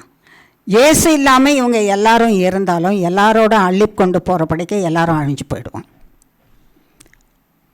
நித்திய வாழ்வு தானே வேணும் நமக்கு, அதை தேடி தானே இங்கே வந்திருக்கிறோம். இல்லாட்டும் நம்ம இன்றைக்கி உட்காந்து எங்கேயாவது சினிமா ஹாலில் இருந்திருக்கலாமே, அல்லது செல்லை வச்சுட்டு ஒரு சினிமா படத்தை பார்த்துட்டே இருந்திருக்கலாமே, நம்ம காரியத்தை எதையாவது செய்துக்கிட்டே இருந்திருக்கலாமே. நான் அழியாத வாழ்வு பெற்றுக்கொள்ளணும், அழியாதவரிடத்துல நான் வந்திருக்கிறேன். அவர் சொல்லுகிறதை நான் கேட்பேன், அதுபடி நான் செய்வேன். அந்த வார்த்தைகள் என்னுடைய உள்ளத்தில் இருக்கணும், அது ஞாபகத்தில் அப்படியே இருக்கணும், இருதயத்தில் இருக்கணும், நாவிலே வரணும். அதன்படி என் கைகள் செய்யணும், அதன்படி என் கால்கள் நடக்கணும். அந்த வழியில் உலகத்தினுடைய சகல விதமான காரியங்களும், ஆசை இச்சைகள் சகலமும், சம்பத்தும் ஐஸ்வர்யம் எல்லாம் அழிஞ்சு நிர்மூலமாக்கப்பட்டு போயிடும். நீ மட்டும் அழியாதிருப்ப, நீ மட்டும் அழியாதிருப்ப. கர்த்தருக்குள்ள அருமையானவர்களே, கர்த்தர் சொல்கிறத சத்தியமான வார்த்தையப்பா கேளுங்க. என்னோட சேர்த்து சொல்கிறேன், கேளுங்க, நம்ம கேட்போம். உலகத்தில் எப்படிப்பட்ட சீர்கேட்டினால் அழிந்தாலும், வெள்ளத்தில் அழிஞ்சாலும், புயலில் அழிஞ்சாலும், அக்னியில் அழிஞ்சாலும், மண் வெடிச்சோ மண் சரிஞ்சோ புதஞ்சோ அழிஞ்சாலும், சரீரம்தான் அழிஞ்சு போகுமே தவிர ஆத்துமாவை இது ஒன்றுமே அழிக்காது. உனக்குள்ளும் எனக்குள்ளும் தேவனாகிய கர்த்தர் கொடுத்துருக்கிற ஆத்துமாவை எதுவுமே அழிக்காது. மனுஷனுக்கு வருகிற ஜென்யன் சாதாரணமாய் வரக்கூடிய மரணமானாலும், வேறு எந்த விதத்தில் வந்தாலும், ஒருத்தன் அக்னினாலேயே எரிஞ்சு காணாமல் போனான், சாம்பலாக போனான்னாலும் அவன் சரீரம்தான் எரிஞ்சு போயிருக்குமே தவிர அவன் ஆத்துமா அழியாது, உயிரோடு தான் இருக்கும். அவன் ஆத்துமா உயிரோடு தான் இருக்கும்.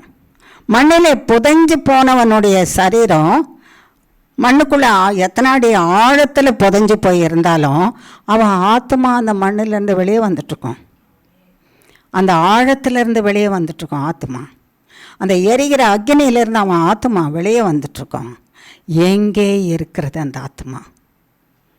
உன் ஆத்துமா எங்கே வாழும்? இதில் இன்றைக்கு நீ வாழ கற்றுக்கொள்வாயானால் இந்த சத்தியத்தோடு நீ போய் நித்தியத்தில் தேவனோட வாழ்வ. இந்த சத்தியத்தை மனசில் வச்சுங்கன்னு கர்த்தர் நமக்கு சொல்கிறாரு. இது விலையேறப்பெற்ற சத்தியம் இல்லை. எப்படி மனுஷன் செத்து போனாலும், ஐயோ அக்னியில் செத்துட்டான், அவன் ஆத்துமா அக்னியை அழிக்கவே அழிக்காது, எதுவுமே அழிக்காது. ஏன்னா இந்த ஆத்துமா அழியாதவர் இடத்துலேருந்து வந்திருக்குது. அந்த அழியாதவர் நம்மோட இருக்கிறதுனால இது அழியாது. சரீரம் வேணா அழியும், ஆத்துமா அழியாது. இந்த ஆத்துமா கர்த்தரிடத்தில் போய் வாழணும். இந்த ஆத்துமா அதுக்கு பிறகும் எரி நரகத்தில் போய் வாழ்ந்துதானா என்ன பிரயோஜனம்? அதுக்காகவா நம்ம வாழறோம்? அதிலிருந்து தப்பிக்கிறதுக்கு, எரி நரகத்தின் வாழ்விலிருந்து தப்பிக்க தான் கர்த்தராகிய தேவன் இதை எழுதி கொடுத்துருக்கிறாரு. இன்றைக்கி எத்தனை பேர் வாஸ்தவன்னு தெரியாது. காலையில் எழுந்து எத்தனையோ வேலை இருக்கும், ஆனாலும் இந்த வார்த்தையை நம்ம வாஸ்தவமானு தெரியாது. இன்றைக்கி கர்த்தர் இதிலேருந்து சத்தியத்திலேருந்து சத்தியத்தை என்ன சொல்லி கொடுத்துருக்காருன்னு தெரியாது. இன்றைக்கி நான் என்ன பேசணும், எப்படி நடக்கணும்னு கர்த்தர் இதிலேருந்து என்ன பேசினார் என்பது எனக்கு தெரியாது. ஆனால் நான் இதை கற்றுக்கொள்ள ஆரம்பித்தேனானால் நான் தூங்கி விழிக்கும்போது இது என்னோட பேசும். நான் கண் விழிக்கும் பொழுது இந்த கர்த்தருடைய வசனம் என்ன செய்யும்? கர்த்தருடைய வசனம் என்னது? ஜீவனுள்ள தேவன், அவர் உயிருள்ளவர், அவர் பேசுகிறவர், அவர் உயிருள்ளவர், பேசுகிறவர். என்னை தியானித்து என்னை உன் உள்ளத்தில் வைத்திருக்கிற மகளே, மகனே, நான் உன்னிடத்தில் இன்றைக்கு நீ கண் விழிக்கும் போது நான் அப்படி பேசுகிறேன். எவ்வளோ அருமையான காரியம்! பயப்படாதே, நான் உன்னோட இருக்கிறேன். நீ வெட்கப்பட்டு போவதில்லை. உனக்கு விரோதமாக வருகிறவர்கள் ஒரு நாளும் உன்னை ஜெயிப்பதில்லை, அவங்க மேற்கொள்ளவும் மாட்டாங்க. நீ அழிஞ்சு போவதில்லை, மரணம் உன்னை மேற்கொள்வதில்லை, நான் உன்னை சத்ருவின் விருப்பத்துக்கு ஒப்பு கொடுப்பதில்லை. எவ்வளோ அருமையான காரியம்!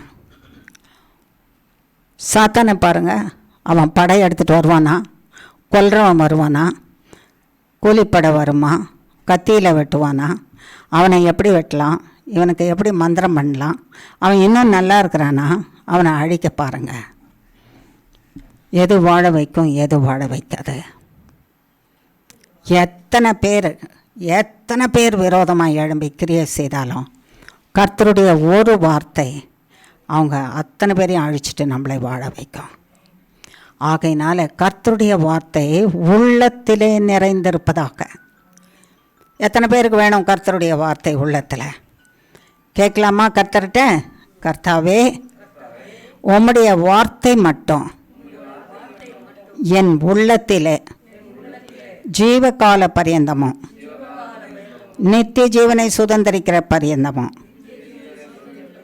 நிலைத்திருந்து என்னை வழி நடத்துவீராக. இயேசு கிறிஸ்துவின் நாமத்தினாலே கேட்கிறோம், செய்யும் பிதாவே. ஆமேன், ஆமேன். இன்னையிலேருந்து அப்படி செய்யலாமா? இந்த வசனத்தையே நம்ம பேசலாமா? முதல்ல யாருக்கு பேசணும்? முதல்ல நமக்கு நாமே பேசிக்கொள்ளணும்.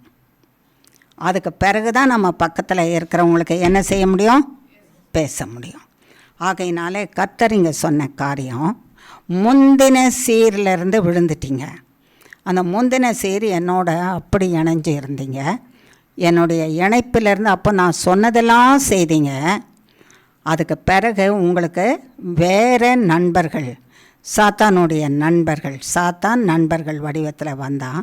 என்னிடத்துலேருந்து பிரிச்சுட்டான். அவன் சொல்கிறதை கேட்டீங்க, அழிஞ்சு போயிட்டீங்க, இழந்து போயிட்டீங்க. திரும்ப நீங்கள் என்ன பண்ணுங்க?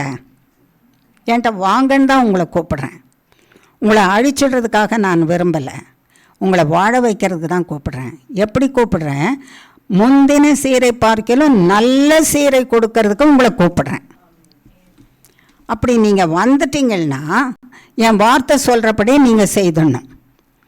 நீங்கள் என்கிட்ட வந்துட்டா என் வார்த்தை என்ன சொல்லுதோ அதுபடி நீங்கள் நடந்தீங்கன்னா உங்களுக்கு நல்ல சீர் கொடுப்பேன் நான் அப்படின்னு கர்த்தர் சொல்கிறாராம்.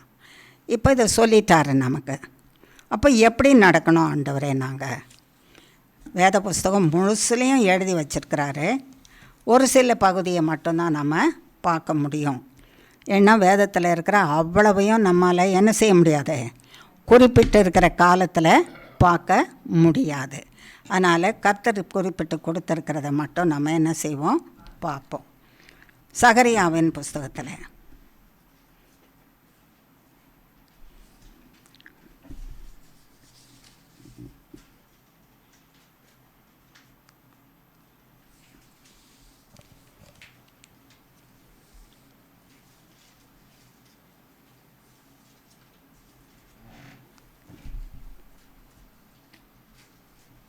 ஏழாம் அதிகாரம்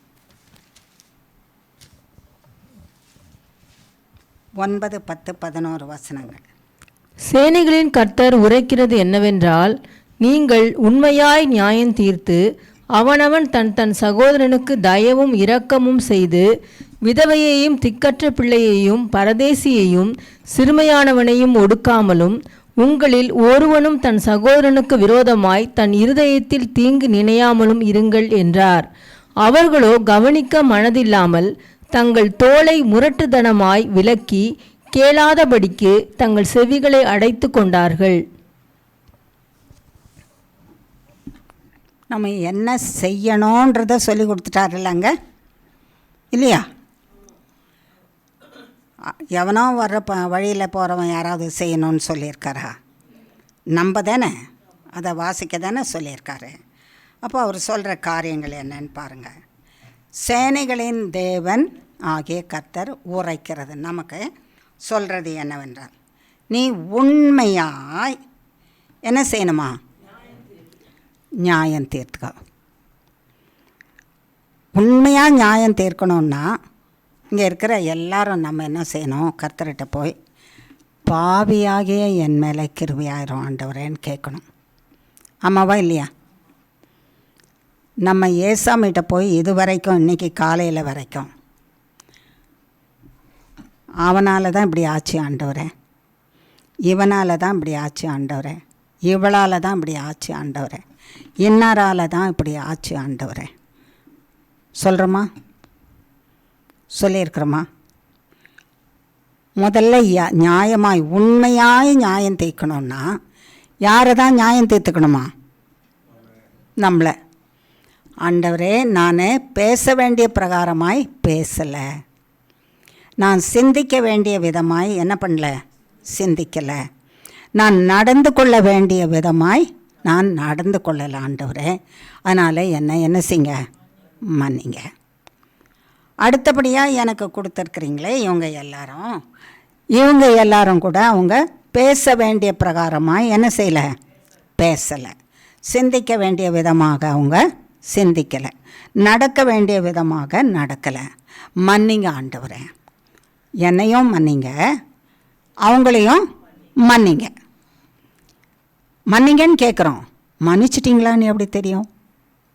இன்றைக்கி கேட்டார்ல, நான் மன்னிச்சிட்டேனான்னு யாராவது வந்து கேட்டிருக்கீங்களா? நீங்கள் என்னை மன்னிச்சிட்டிங்களா? மன்னிச்சிட்டா அவர் நன்மை செய்வாராம். நாம் எதை கேட்குறோமோ அதை நமக்கு கொடுப்பாராம். அப்போ இன்னும் கொஞ்சம் கோபம் எங்கேயோ என்ன பண்ணியிருக்குதே, ஒட்டிக்கிட்டு இருக்குது. அந்த கோபத்தை கூட நம்ம என்ன செய்யணும், அவன் தானே பண்ணணும் ஆண்டவரை. இல்லை, முதல்ல நீ அவன் உண்மையாக என்ன பண்ண, உன்னை நியாயம் தீர்த்துக்க. உன்னை நியாயம் தீர்த்து ஆண்டவரே என்னால் மன்னிச்சிடுங்க, ஆண்டவரே பிறரால் மன்னிச்சிடுங்க. 2 பேரையும் மன்னிச்சிட்டிங்க தான் நன்மை 2 பேருக்குமே வரும். எனக்கும் நன்மை வரும், யாருக்கும் வரும், அவங்களுக்கும் வரும். நன்மையை பெற்று வாழ முடியும். பெற்றுக்கொண்ட பிறகு நல்ல புத்தி வந்ததை இது ஞாபகத்திலே வச்சுக்க கிருபை செய்யுங்க. திரும்பி இதை மறந்துட்டு நாங்கள் உம்மை விட்டுட்டு போயிட்டோம்னா என்ன செய்வோம், திரும்பி பெற்றுக்கொண்ட நற்சீரை கூட என்ன செய்வோம், விட்டுடுவோம் நாங்கள். ஆகையினால உம்மிடத்தில் வந்து சேரும் பரியந்தமும் நீர் கொடுக்குற இந்த நற்சீராகிய சத்திய வசனத்திலே வாழ்ந்திருக்கணும். முதலாவது நற்சீர் நமக்கு எது, சத்திய வசனம். இந்த வசனத்தை நமக்கு கொடுத்துருக்கிறாரு, இந்த வசனத்தில் ஜீவன் இருக்கு, அந்த ஜீவனின் படி நமக்கு செய்கிறாரு. அதில் ஜீவ வார்த்தையாக இருக்கிறதுனால ஜீவன் உள்ள தேவன் இருக்கிறாரு. அழியாத தேவனையே நமக்கு கொடுத்துருக்கிறாரு. இதை விட நற்சீர் என்ன வேணும் நமக்கு? இந்த தேவன் நம்மோட இருந்தால் எல்லா காரியத்தையும் என்ன பண்ணிகிட்டே வருவாராம், தீமையானதை அழித்து போட்டு நன்மையானதை நமக்கு செய்து கொண்டே வருவாராம். அப்போது உண்மையாய் நியாயம் தீர்க்கிறதுக்கு படிக்கணுமா? இது வரைக்கும் நம்ம இன்னும் என்ன செய்யலை, உண்மையாய் நியாயம் செய்யலை. அப்படி நம்பர் 1. 2வது பாருங்கள், அவனவன் தன் தன் சகோதரனுக்கு தயவும் இரக்கமும் செய்து. எவனாவது பரிசுத்தவானை தேடி கண்டுபிடிக்க முடியுமா? பூமியில் கண்டுபிடிக்கலாமா? ஒரு பரிசுத்தவாட்டி ஆகிய ஒரு ஸ்திரீயை கண்டுபிடிக்க முடியுமா? நாமே வந்து பரிசுத்தவான நீதிமானன்னு சொல்லிக்க முடியுமா? சொல்ல முடியாது. அப்போ இருக்கிறவங்க எல்லாரும் யார் தான்? ஆமாம், குற்றமுள்ளவங்க தான், தகுதி இல்லாதவங்க தானே இருக்கிறோம். நீதிமான் ஒருவனும் சொல்ல மாட்டீங்களோ தேவவசனத்தை? வேதவசனம் என்ன சொல்லுது? நீதிமான் ஒருவனும் இல்லை. நீதிமான் ஒருவன் இருந்தால் அவனை பிடிச்சி சிலுவையில் அறைய வச்சுட்ருப்பாரே கர்த்தர். நீதிமான் ஒருவனும் கர்த்தர் தேடி பார்த்தா அவர் கண்ணுக்கு நீதிமான் ஒருவனும் நீயும் இல்லை, நானும் இல்லை. நம்மளை பார்த்தா சொல்லியிருக்கலாம்ல, ஒரு நீதிமானை கண்டுபிடிச்சிட்டேன், ஒரு நீதி செய்கிற ஸ்திரீயை கண்டுபிடிச்சிருக்கேன்னு சொல்லலாம்ல. ஒருத்தரும் இல்லை. அப்போ எல்லாருமே குறை உள்ளவர்கள் தான். என்னது? எல்லாருமே எப்படிப்பட்டவர்கள்? குறை உள்ளவர்கள், பாவிகள், பாவம் செய்து விழுந்து போனவர்கள், மன்னியும் ஆண்டவரே என்று கேட்டுக்கொண்டு இருக்கிறவர்கள், தூக்கி எடுங்க ஆண்டவரே, எனக்கு புதிய வாழ்வை கொடுங்க ஆண்டவரேன்னு கேட்டுக்கொண்டு இருக்கிறவங்க அத்தனை பேரும் தான் நமக்கு தெரிஞ்சவங்க. அத்தனை பேரும் அவங்களுக்கு இரக்கமும் தயவும் காட்டு. நம்ம என்ன சொல்கிறோமா? தப்பே பண்ணாதவனுக்கு தான் நான் என்ன செய்வேன்? மன்னிப்பேன், தயவு காட்டுவேன். தப்பு பண்ணவனை நான் என்ன செய்ய மாட்டேன்? மன்னிக்க மாட்டேன், தயவு காட்டும். அதுக்கு தப்பு பண்ணவனை கட்டி பிடிச்சி அணைச்சிக்கிட்டு கூட மடியில் வச்சுக்கிறது இல்லை. அது பிள்ளைப்பூச்சியை எடுத்து மடியில் வச்சுக்கிட்ட மாதிரி, இல்லைன்னா பாம்பை எடுத்து மடியில் வச்சுக்கிட்ட மாதிரி தான். அது என்ன பண்ணிடும்? நம்மையே அழிச்சு போட்டுடும். இருக்கிற இடத்துல இருந்துக்கிட்டே நம்ம இரக்கமும் தயவும் என்ன செய்யணுமோ அதை தூரத்தில் இருந்து தான் செய்யணுமோ. ஆகையினாலே நான் இரக்கம் செய்கிறதற்கும் தயவு பாராட்டுகிறதற்கும் ஒருத்தனும் இல்லை, எல்லாம் பாவிங்க தான் இருக்கிறாங்க ஆண்டவரே. நான் யாருக்கு செய்வேன்னா கர்த்தர் என்ன சொல்வாராம், நான் முதல்ல உனக்கே செய்யாமல் இருக்க வேண்டியது இருக்கும்னு சொல்வாராம். அப்போ அவர் நமக்கு செய்யாமல் இருந்தாருன்னா நம்ம எங்கே போவோம்? போக மாட்டோமே பரலோகத்துக்கு. ஒரு நாள் நன்மையை பெற்றுக்கொள்ள மாட்டோமே, நம்ம ஜீவன் காக்கப்படாதே. ஆகையினாலே உண்மையாய் நியாயம் தீருங்க, அடுத்தவனுக்கு உண்மையாய் தயவையும் இரக்கத்தையும் பாராட்டுங்க.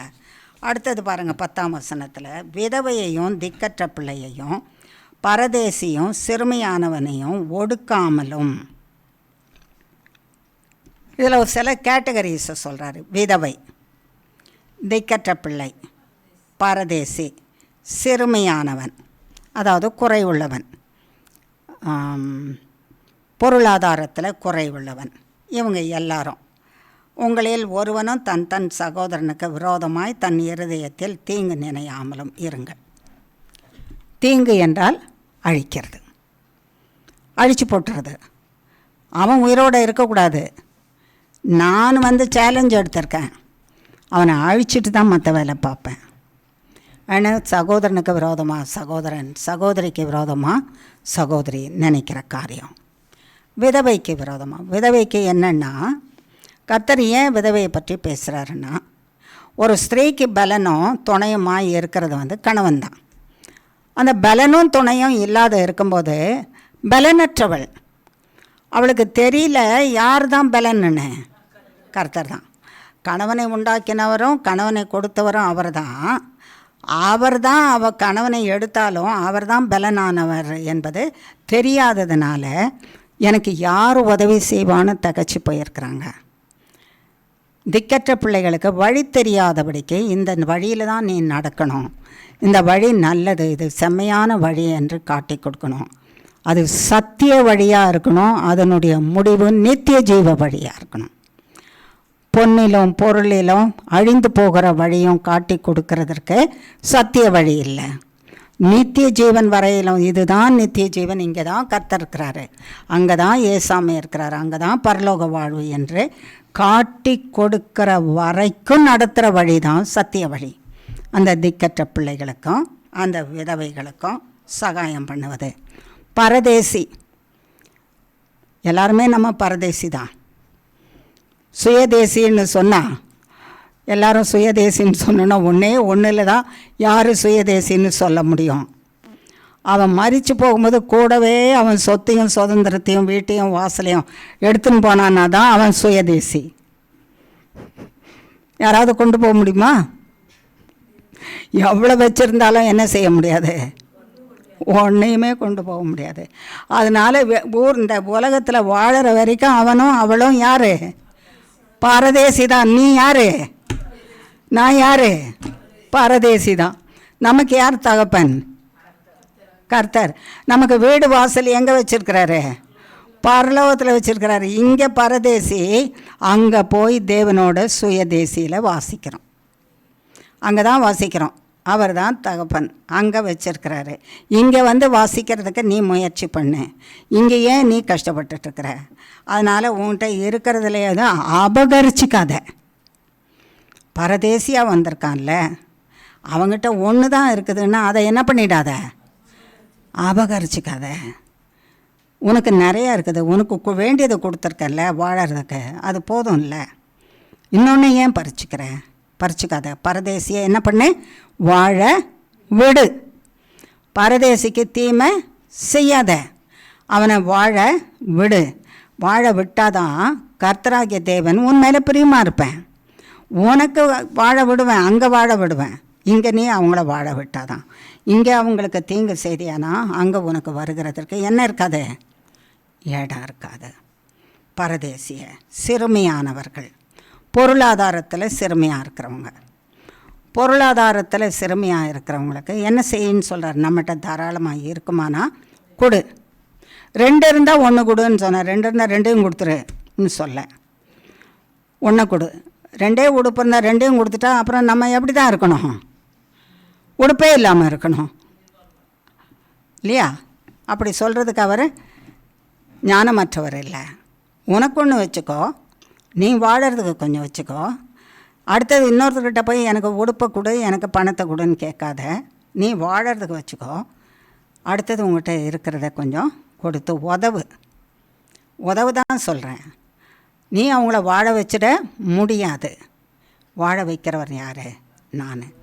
ஆகையினால இந்த நல்ல காரியங்களெல்லாம் நீங்கள் செய்யுங்க, இது எனக்கு பிரியும். இப்படிப்பட்ட காரியங்களை நீங்கள் செய்வீங்களானா நான் உங்களோட இருப்பேன். இது செய்யன்னு சொல்கிறது நான், இந்த உபதேசத்தை கொடுக்கறது நான். இதை செய்கிற வார்த்தைகள் உங்களுக்குள்ளே இருக்குமானா நான் உங்களுக்குள்ளே இருக்கிறேன். அதை செய்யவும் முயற்சி பண்ணுவீங்களானா நான் உங்களோட கூடவே வாழ்ந்துட்டுருக்கிறேன். நீங்களும் நானும் வாழ்ந்துட்டுருப்போம் எப்போவுமே. இதை செய்யுங்கன்னா நீங்கள் என்ன பண்ணுறீங்க?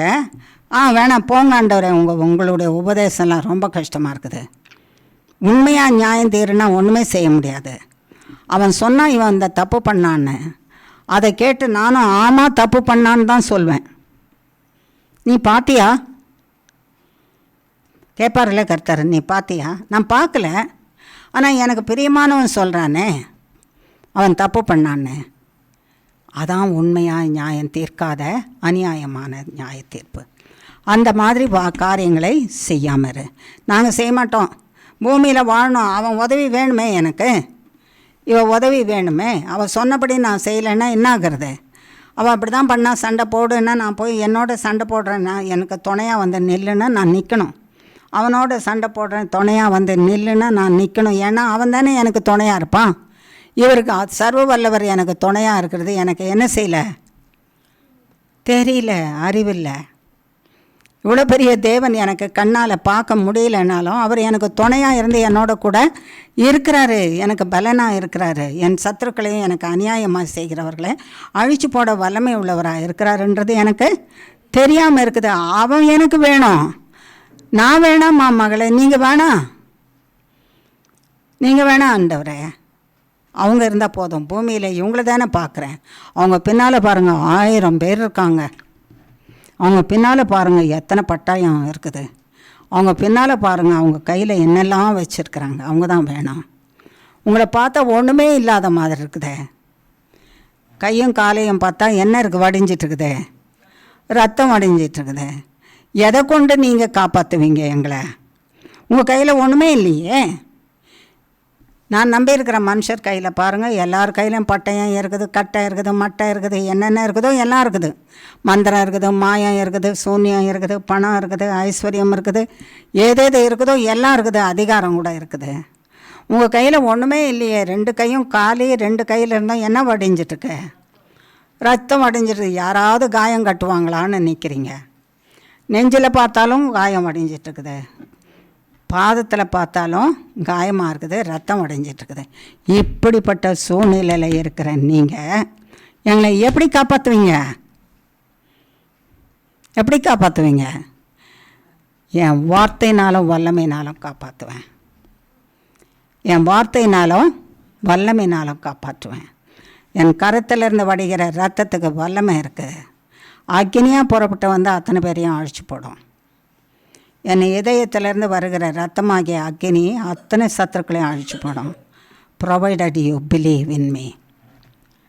நீ என்னிலே விசுவாசமாக இருப்பாயானால், எனக்குள்ளே மறைந்து கொள்வாயானால், உனக்காக நான் இதையெல்லாம் செய்வேன். நான் ரத்தம் வடிகிற தேவன் என்று பார்க்காத, சர்வ வல்லமை உள்ள தேவன். என்னிடத்துலேருந்து புறப்பட்டு வருகிற வல்லமை அத்தனை தீமையும் அழிச்சு போடும். இந்த கை கால்கள் வந்து பொத்து போய் ஆணையினால் ரத்தம் வடிகிற நிலையில், இந்த நிலையில் சாத்தானையும் அவன் சேனையும் அவன் பாவத்தையும் அழிச்சு போட்ட சர்வ வல்லமுள்ள தேவன்.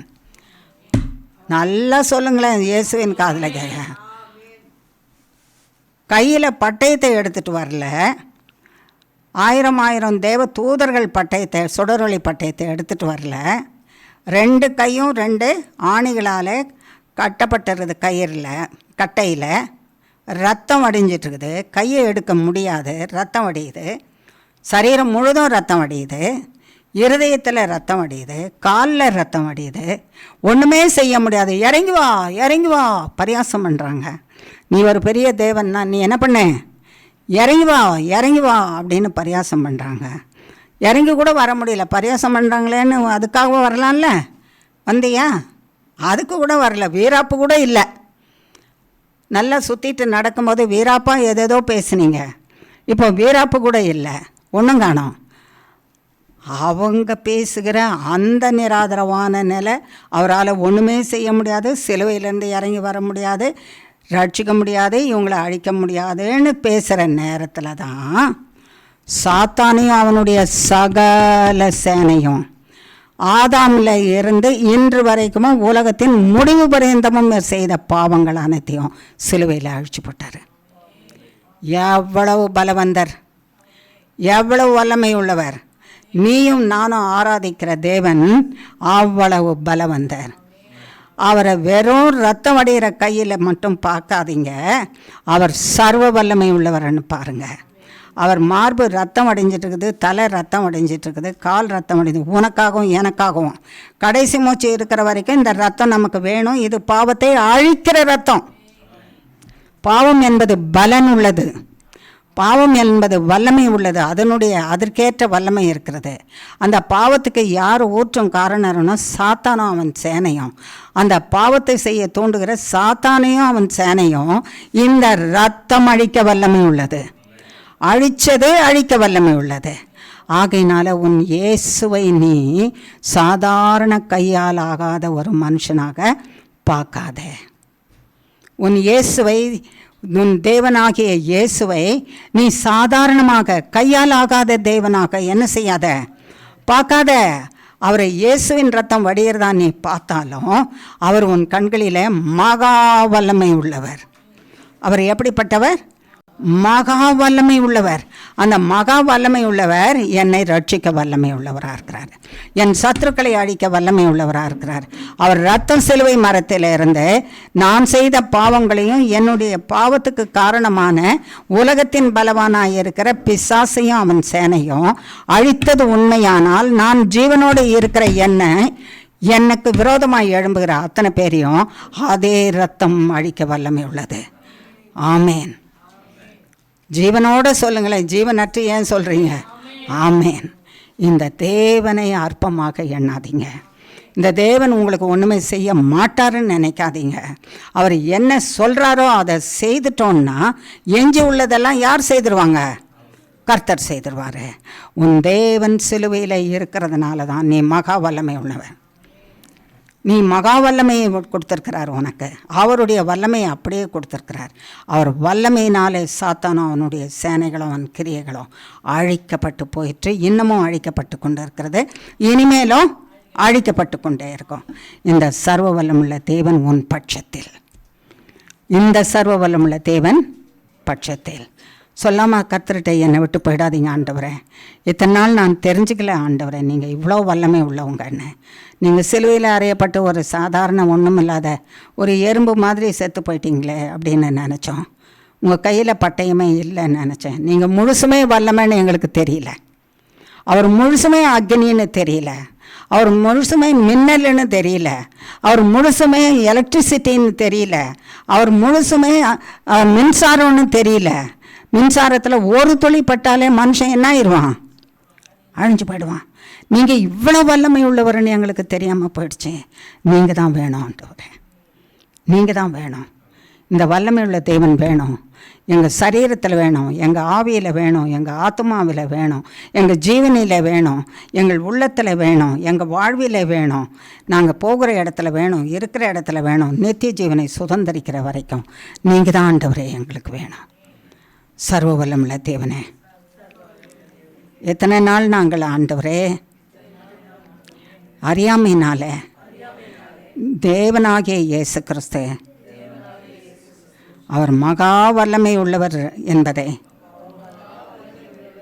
அறிந்து கொள்ளாதபடிக்கு அவரை காட்டிலும் அழிந்து போகிற மனுஷரும் அவர்களிடத்தில் இருக்க பணமும் அவர்களுடைய வார்த்தைகளும் அவர்கள் வல்லமைகளும் அவர்கள் ஆயுதங்களும் அவர்கள் அரசாட்சிகளும் அவர்கள் பதவிகளும் அவர்கள் பலன்களும் அவர்களை அடிமை கொண்டிருக்கிற சாத்தானோ வல்லமை உள்ளவர்கள் என்று எண்ணி உங்களை தள்ளி அவர்களை பின்பற்றி அவர்களுக்கு பிரியமானதை செய்து இன்னமும் நாங்கள் நன்மை அடையாதபடிக்கு அவர்களை பின்பற்றியும் அவங்க சொன்னபடி செய்ததும் நாங்கள் அதையே செய்ததும் இன்னும் ஒரு நன்மையும் பெற்றுக்கொள்ளலை என்பதை அறியாதபடிக்கு ஞான அறிவு இல்லாமல் இந்த குருடான வழியில் நடந்து கொண்டு இருக்கிறோம். எங்களை மன்னிச்சிடுங்க, எங்களை மன்னிச்சிடுங்க, எங்களை மன்னிச்சிடுங்க, எங்களை மன்னிச்சிடுங்க. பிதாவே இயேசு கிறிஸ்துவின் இரத்தத்தினால மன்னிங்க. பிதாவே இயேசு கிறிஸ்துவின் இரத்தத்தினால மன்னிச்சிடுங்க. பிதாவே இயேசு கிறிஸ்துவின் இரத்தத்தினால மன்னிச்சிடுங்க. பிதாவே இயேசு கிறிஸ்துவின் இரத்தத்தினால மன்னிச்சிடுங்க. பிதாவே இயேசு கிறிஸ்துவின் இரத்தத்தினால எங்களை மன்னிச்சிடுங்க. ஆயுதமே இல்லாமல் வாரினால நொறுக்கப்பட்டு இரத்தத்தை எல்லாம் சிந்திக்கொண்டு தலையிலே ரத்தம், முள்முடி, கைகள் ஆணிகளால் மரத்தில் கடாவப்பட்டு இருக்குது, எடுக்கவே முடியாது. பாதங்கள் ஆணிகளினாலே மரத்தில் கடாவப்பட்டு இருக்குது, எடுக்கவே முடியாது. சிலுவை மரத்திலிருந்து இறங்கி வா என்று சொன்ன போது வரவே முடியாத இருந்த இயேசு கிறிஸ்துவை பார்த்தபோது வல்லமையற்றவர் என்று நினைத்தோம்.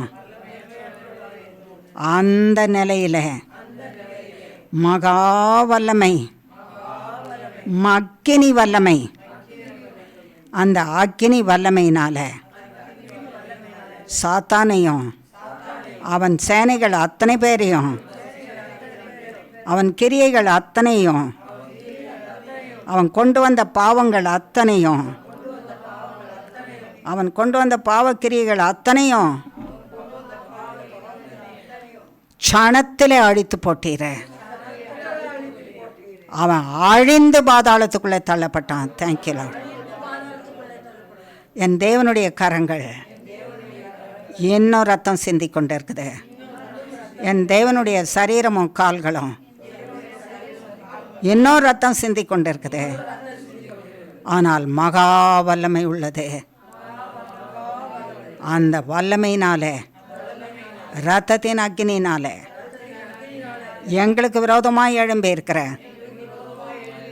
சகல சத்துருக்களையும் அழித்து நிர்மூலமாக்கி போட்டு எங்களை காத்து கைவிடாதபடிக்கு இழந்ததெல்லாம் கொடுத்து நித்திய ஜீவன் பரியந்தம் வாழ வைப்பீராக என்று இயேசு கிறிஸ்துவின் நாமத்தினாலே எங்களை உம்முடைய கரத்தில் ஒப்பு கொடுக்கிறோம். காத்துக்கொள்வீராக. இயேசுவின் மூலம் ஜெபிக்கிறோம் பிதாவே. ஆமேன், ஆமேன், ஆமேன். God bless you. எவ்வளோ வல்லமையுள்ள தேவன்ன்றது நம்ம தெரியாமல் இருந்தோம்ல, தெரிய வச்சிட்டார்ல. சர்வ வல்லமுள்ள தேவன். இவர் இல்லாமல் வாழ முடியுமா? அவர் ஒன்றுமில்லாதவரை போல காணப்பட்டார். எல்லாம் உடையவர், எல்லாம் உடையவர். அவரிடத்துல இல்லாதது ஒன்றுமே இல்லை. எல்லாம் உடைய சர்வ வல்லமுள்ள தேவன் உன்னோட இருக்கிறேன்னு சொன்னார். உன்னோட இருக்கிறேன். நான் சொன்ன இந்த காரியங்களை நீங்கள் செய்துட்டீங்கன்னா நான் உங்களோட இருப்பேன். எனக்கு பிரியம் என்ன? உண்மையாக நியாயம் தீருங்க. உங்களையே நீங்கள் நீதிமான்னு எண்ணாதருங்க. நான் பாவி ஆண்டவரேன்னு வந்து சொல்லுங்கள். உங்களை எனக்கு பிடிக்கும். அடுத்தவங்க தான் பாவிங்க ஆண்டவரே, அடுத்தவங்க தான் தப்பு பண்ணாங்க சொல்லாதீங்க. இரக்கம் பாராட்டுங்க. அடுத்தவங்களுக்கு தயவும் இரக்கமும் பாராட்டுங்க. பரதேசிக்க அற்பமாக எண்ணாதீங்க, உதாசீனம் பண்ணாதீங்க. அவன் வாழறதுக்கு இடம் கொடுங்க. விதவையும் திக்கற்ற பிள்ளைகளுக்கும் சத்திய வழியில் நடத்தி காட்டுங்க. நான் நல்ல வழியில் கொண்டு போகிறேன்னு அகாலமான பாதாள வழியில் கொண்டு போய் என்ன பண்ணிடாத, தள்ளிடாத. அவங்கக்கிட்ட இருக்கிற 1-2 கூட அபகரிச்சிட்டு அகால பாதாளத்தில் தள்ளி விட்டுடாத. நீயும் கூட சேர்ந்து விழுந்துருவ. அவங்கள வழி நடத்து. எது வரைக்கும்? சத்திய வழியில், சத்திய வார்த்தையில், சத்திய வார்த்தை என்ற வெளிச்சத்தில், சத்திய வார்த்தை என்ற விளக்கில், சத்திய வார்த்தை என்கிற பாதையில், அதனுடைய முடிவு நேத்திய ஜீவன். அங்கே இயேசு கிறிஸ்து இருப்பார், அங்கே சேர்த்து கொள்வார். அது வரைக்கும் நடத்து, அது வரைக்கும் நடத்து. அவங்கள அற்பமாக எண்ணாதே. அவங்க தேவனுடைய பிள்ளைங்க. யார் அவங்க? அப்பா, என்ன பலன்! நான் யார்? தேவனுடைய பிள்ளை. நான் தேவனுடைய பிள்ளை. என்ன பலன் என் தேவனுக்கு, என்ன பலன் என் தேவனுக்கு? அவருடைய பிள்ளை. ஆகையினால நான் பலசாலியான தேவன், இரட்சகராகிய தேவன், பாவ மன்னிப்பை கொடுக்கிறவராகிய தேவன், சகலவற்றையும் அருளி செய்கிறவராகிய தேவன். நான் அவர்கள் தேவன், அவர்களோட கூட இருக்கிறேன். அதை சொல்லி சொல்லி அவங்கள வாழவை, அதை சொல்லி சொல்லி வாழவை. அதை கேட்டு கேட்டு அவங்க என்ன செய்துருவாங்க? என்னோட கூட வாழ்ந்து வந்துடுவாங்க. அதை கேட்டு கேட்டு வாழ்ந்து வந்துடுவாங்க. அவங்கள அழிக்கிறதுக்கு துராலோசனை சொல்லுகிற வார்த்தைகள் ஏராளமாக இருக்கும். அதுக்கு இடையில் நீ சொல்லுகிற சத்திய வார்த்தை அவங்களுடைய பொல்லாத வார்த்தைகளை அழித்து அவர்களை வாழ வச்சிரும், அவர்களை வாழ வச்சிரும். அதை செய் என்று கர்த்தர் சொன்னாராம். பரதேசிகள், திக்கற்றவர்கள், ஏழைகள், தகப்பனற்றவர்கள், பொருளாதார குறைவுள்ளவர்கள், சிறுமைப்பட்டவர்கள், பகைக்கிற சகோதர சகோதரிகள் சகலருக்கும் மன்னிக்க வேண்டியதை மன்னித்து, நீ உபத்திரவம் கொடுக்காம விலகி இருந்தாலே போதும். நீ ஏதோ நன்மை செய்கிறேன்னு போய் தீமை செய்யாதபடிக்கு, உபத்திரவப்படுத்தாதபடிக்கு நீ தூரத்தில் இருந்துட்டாலே நீ செய்கிற பெரிய காரியம் அது. அந்த காரியத்தை செய்து அவங்களுக்கு தயவு பாராட்டி, இரக்கம் பாராட்ட வேண்டிய இடத்துல இரக்கம் பாராட்டி, அவர்களுக்கு நன்மை செய்து நியாயம் செய், நியாயம் செய், நியாயம் செய். முதல்ல நீ உனக்கு போய் நியாயம் வாங்கிக்க கற்றுக்கிட்ட, அதுக்கு பிறகு அவர்களுக்கெல்லாம் கொடுன்னு சொன்னேன். இதை செய் மக்களே, உங்களை ஆசீர்வதிப்பேன்னு சொன்னேன், கேட்க மாட்டேன்ட்டாங்க. கர்த்தர் சொல்கிற வார்த்தையை அங்கே வாசிக்கலாமா? 11 சகரியா 7:11. அவர்களோ கவனிக்க மனதில்லாமல் தங்கள் தோளை முரட்டுத்தனமாய் விலக்கி கேளாதபடிக்கு தங்கள் செவிகளை அடைத்து கொண்டார்கள். வேதத்தையும் போதும். அப்போ பாருங்கள், அவங்க என்ன இது செய்யுங்கன்னு கர்த்தர் சொன்னாராம். அவங்க என்ன சொன்னாங்களா? கேட்கறதுக்கு என்ன இல்லையா? அட போங்க ஆண்டவரே, எப்போ நீங்கள் இப்படி தான் சொல்லிகிட்ருப்பீங்க, எப்போ நீங்கள் செய்வீங்கன்னு எங்களுக்கு தெரியல, இப்படி தான் செய்வீங்க. தோளை முரட்டுத்தனமாக என்ன பண்ணாங்களாம்? விலக்கிட்டாங்க. எப்படி மனுஷருக்கு ஏற்றபடி பேசுகிற கர்த்தர் இங்கே சொல்லியிருக்காருல்ல. நிறைய நேரம் பாருங்கள், எல்லார் இடத்துலையுமே நடக்கும். கணவன் மனைவின் இடத்திலும், மனைவி கணவன் இடத்திலும், பிள்ளைகள் பெற்றோர் இடத்திலும், சகோதரர்கள் இடத்திலும், வேலை செய்கிற இடத்திலும், எல்லா இடத்திலும் மனுஷரை இதை பார்க்கலாம். ஏதாவது ஒன்று அவங்களுக்கு பிடிக்காததை இவங்களுக்கு பிடிக்காமல் இருக்கலாம், ஆனால் அடுத்தவங்களுக்கு அது செய்தால் தான் சரின்னு தெரியும். அது சொன்னால் அடப்போ அப்படின்ட்டு போவாங்க. பார்த்துருக்கீங்களா? நீங்களே அப்படி பண்ணியிருக்கீங்கல்ல? எத்தனை முறை பண்ணியிருப்போம்ல? யார் சொன்னாலும், பெரியவங்க சொன்னாலும், பெற்றோர் சொன்னாலும், பிள்ளைங்க சொன்னாலும், வேலையில் சொன்னாலும், அட உங்களுக்கு வேறு வேலை இல்லை அப்படி போங்க. அப்போ நேராகவே இல்லையே தோல் நேராக இருக்குது, உடனே சைடுக்கு வந்துடுச்சு. பார்த்தீங்களா? இதை தான் கர்த்தர் அங்கே சொல்கிறாங்க. இதே தான் கர்த்தர் இதை செய்யின்னு சொன்னாரா. நீ உனக்கு நன்மை செய்கிறேன், நீ இப்படி செய்யி, இந்த நல்ல காரியமெல்லாம் நீ செய்யி, நான் உனக்கு நல்லதை செய்கிறேன்னு சொன்னாங்களாம். கேட்கறதுக்கு மனதில்லாமல் தங்கள் தோளை கள்ளத்தனமாய் விலக்கிக்கிட்டு இப்படி போயிட்டாங்களாம். அப்போ எவ்வளோ கவனிச்சிருக்கிறார் பாரு கர்த்தர். மனுஷங்கிட்ட மட்டும் அவங்க முரட்டிக்கிட்டு போகிறதில்ல, தோலை முடக்கிட்டு போகிறதில்ல. தேவனுக்கே தோலை முரட்டுறவங்க மனுஷனுக்கு முரட்டுறது ஏமாத்திரம் ரொம்ப ஈஸி இல்லை. ஆகையினால நீங்கள் அப்படி செய்கிறதுனால, கேட்க மாட்டேன் ஆண்டவரே, செய்ய மாட்டேன் ஆண்டவரே, நீங்கள் எதை செய்யன்னு சொல்கிறீங்களோ அதை மட்டும் செய்கிறேன், செய்யாதேன்னு சொல்கிறத செய்ய மாட்டேன்னு சொல்கிறதுக்கு பதிலாக செய்யின்னு சொல்கிறத செய்ய மாட்டேன், செய்யாதேன்னு சொல்கிறத என்ன செய்வேன், செய்வேன்னு நீ சொல்கிறதுனால உன்னையே நீ அழிச்சிக்கிறேன், உனக்கே கேடு உண்டாக்கிக்கிறேன், உனக்கே தீமை உண்டாக்குறேன். ஆகையினால உனக்கு என்ன சொல்கிறேன், நீ என்னிடத்துல வந்துரு, திரும்பி நீ என்னிடத்துல என்ன பண்ணு, வந்துரு. நீ திரும்பி என்னிடத்துல வரணுன்னா இதெல்லாம் விட்டால் தானே வர முடியும். அநியாயம் செய்கிறது, அக்கிரமம் செய்கிறது, அநியாயமாக நியாயம் தீர்க்கிறது, பொல்லாப்பு செய்கிறது, யார் யாருக்கு இது வரைக்கும் என்னெல்லாம் செய்யலையோ நம்ம செய்யாமல் இருக்கிறது, அநியாயம் செய்தது, இவைகளெல்லாம் விட்டு நம்ம கர்த்தரிடத்தில் வந்தால் உனக்கு திரும்ப நன்மை செய்ய நினைத்திருக்கிறேன். அதுதான் நற்செய்ர். உனக்கு திரும்ப நன்மை செய்ய நினைத்திருக்கிறேன். வாசிக்கலாமா? 8ஆம் அதிகாரம் 15ஆம் வசனம்.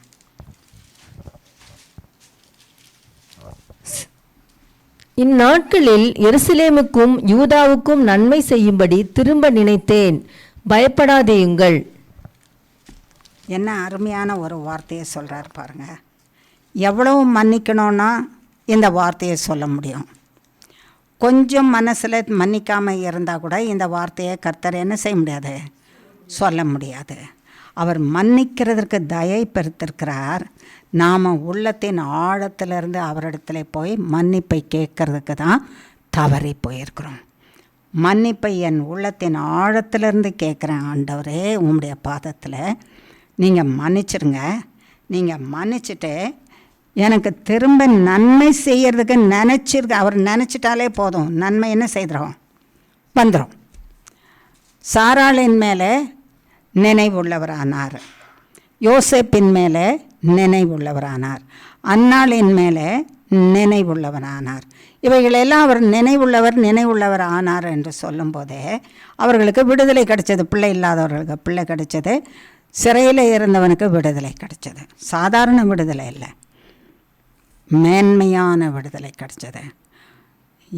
என் வழியில் நீ திரும்பி வருவாயானால் உனக்கு நிச்சயமாக நன்மை செய்வேன், நன்மை செய்ய நினச்சிருக்கிறேன்.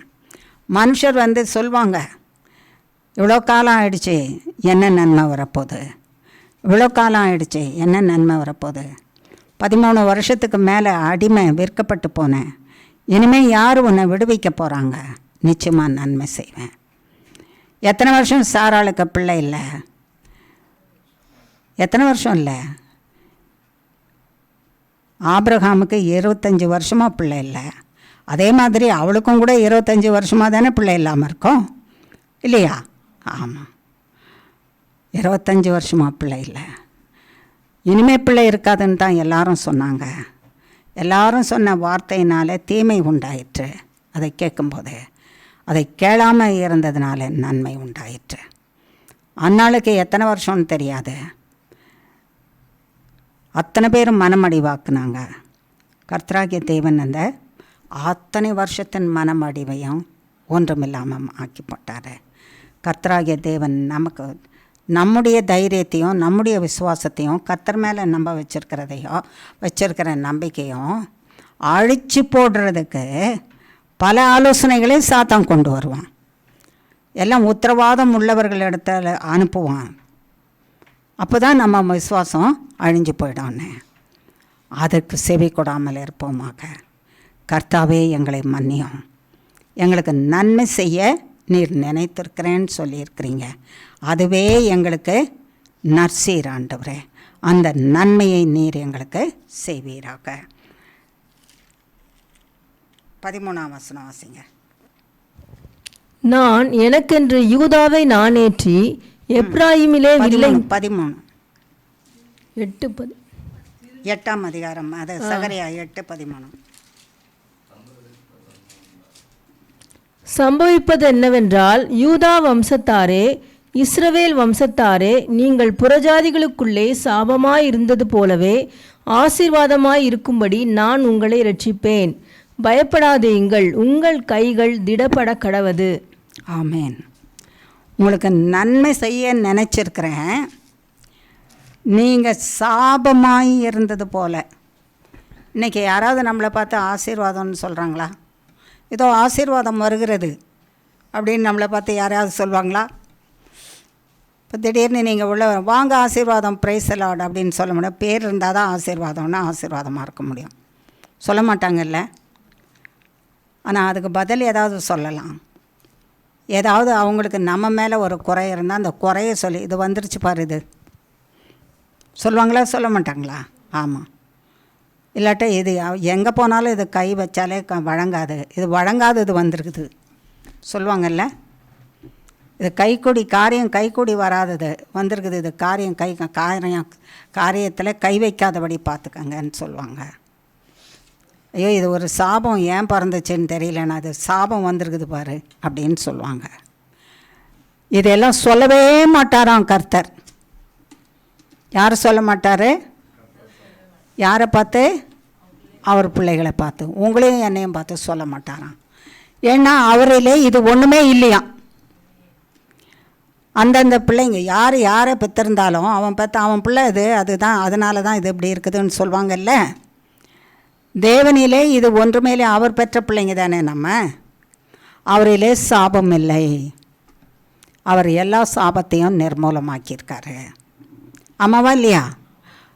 அது தொட்டால் வழங்காது, காரிய சித்தியே இருக்காது, இப்படிப்பட்ட மோசமானது என்பதே கிடையாதான். கர்த்தர் தொட்டால் அவர் இருந்தால் காரியம் என்ன செய்யுமா? நடந்துடும். அவர் தூரத்தில் இருந்தே வார்த்தையை அனுப்புனா போதுமா, அந்த குணமாயிடுவானாம். தூரத்திலிருந்தே சொல்லிடுங்க போதும்னு அவர் வார்த்தையை சொன்னால் போதுமா, அவங்க ஆசீர்வாதம் ஆகிடுவாங்களாம். அப்போது கர்த்தருடைய பிள்ளைகளாய் நாம் இருக்கும்போது, அவருக்கு கீழ்ப்படிந்து அவருடைய பிள்ளைகளாக இருக்கும்போது இனிமேல் சாபமே கிடையாதான். நம்ம யாருக்குள்ளே இருக்கிறோம்? கர்த்தருக்குள்ளே இருக்கிறோம். கர்த்தரிலே என்ன இல்லை? சாபம் இல்லை. ஆகையினால் நான் கர்த்தருடைய பிள்ளையாக இருக்கிறதுனால என் சாபங்கள் எல்லாம் என்னவாயிற்று? அழிந்து போயிற்று, நிர்மூலமாக்கப்பட்டு போயிற்று. இது கை வச்சு காரியம் செய்தால் நடக்காது என்பதெல்லாம் அழிந்து போயிற்று. இனி இயேசுவின் நாமத்தினாலே சகலமும் நன்மையாக நடக்கும். சொல்லுங்க, இயேசுவின் நாமத்தினாலே நன்மையாக இனி இனி இனி எனக்கு நடக்கும் என்று இயேசு கிறிஸ்துவின் நாமத்தினாலே அறிக்கை பண்ணுகிறேன். அவர் காரிய சித்தி உள்ளவர். அவருடைய பிள்ளை நான். அவர் என்னை மன்னித்திருக்கிறார். அவர் சர்வ வல்லமை உள்ளவர்.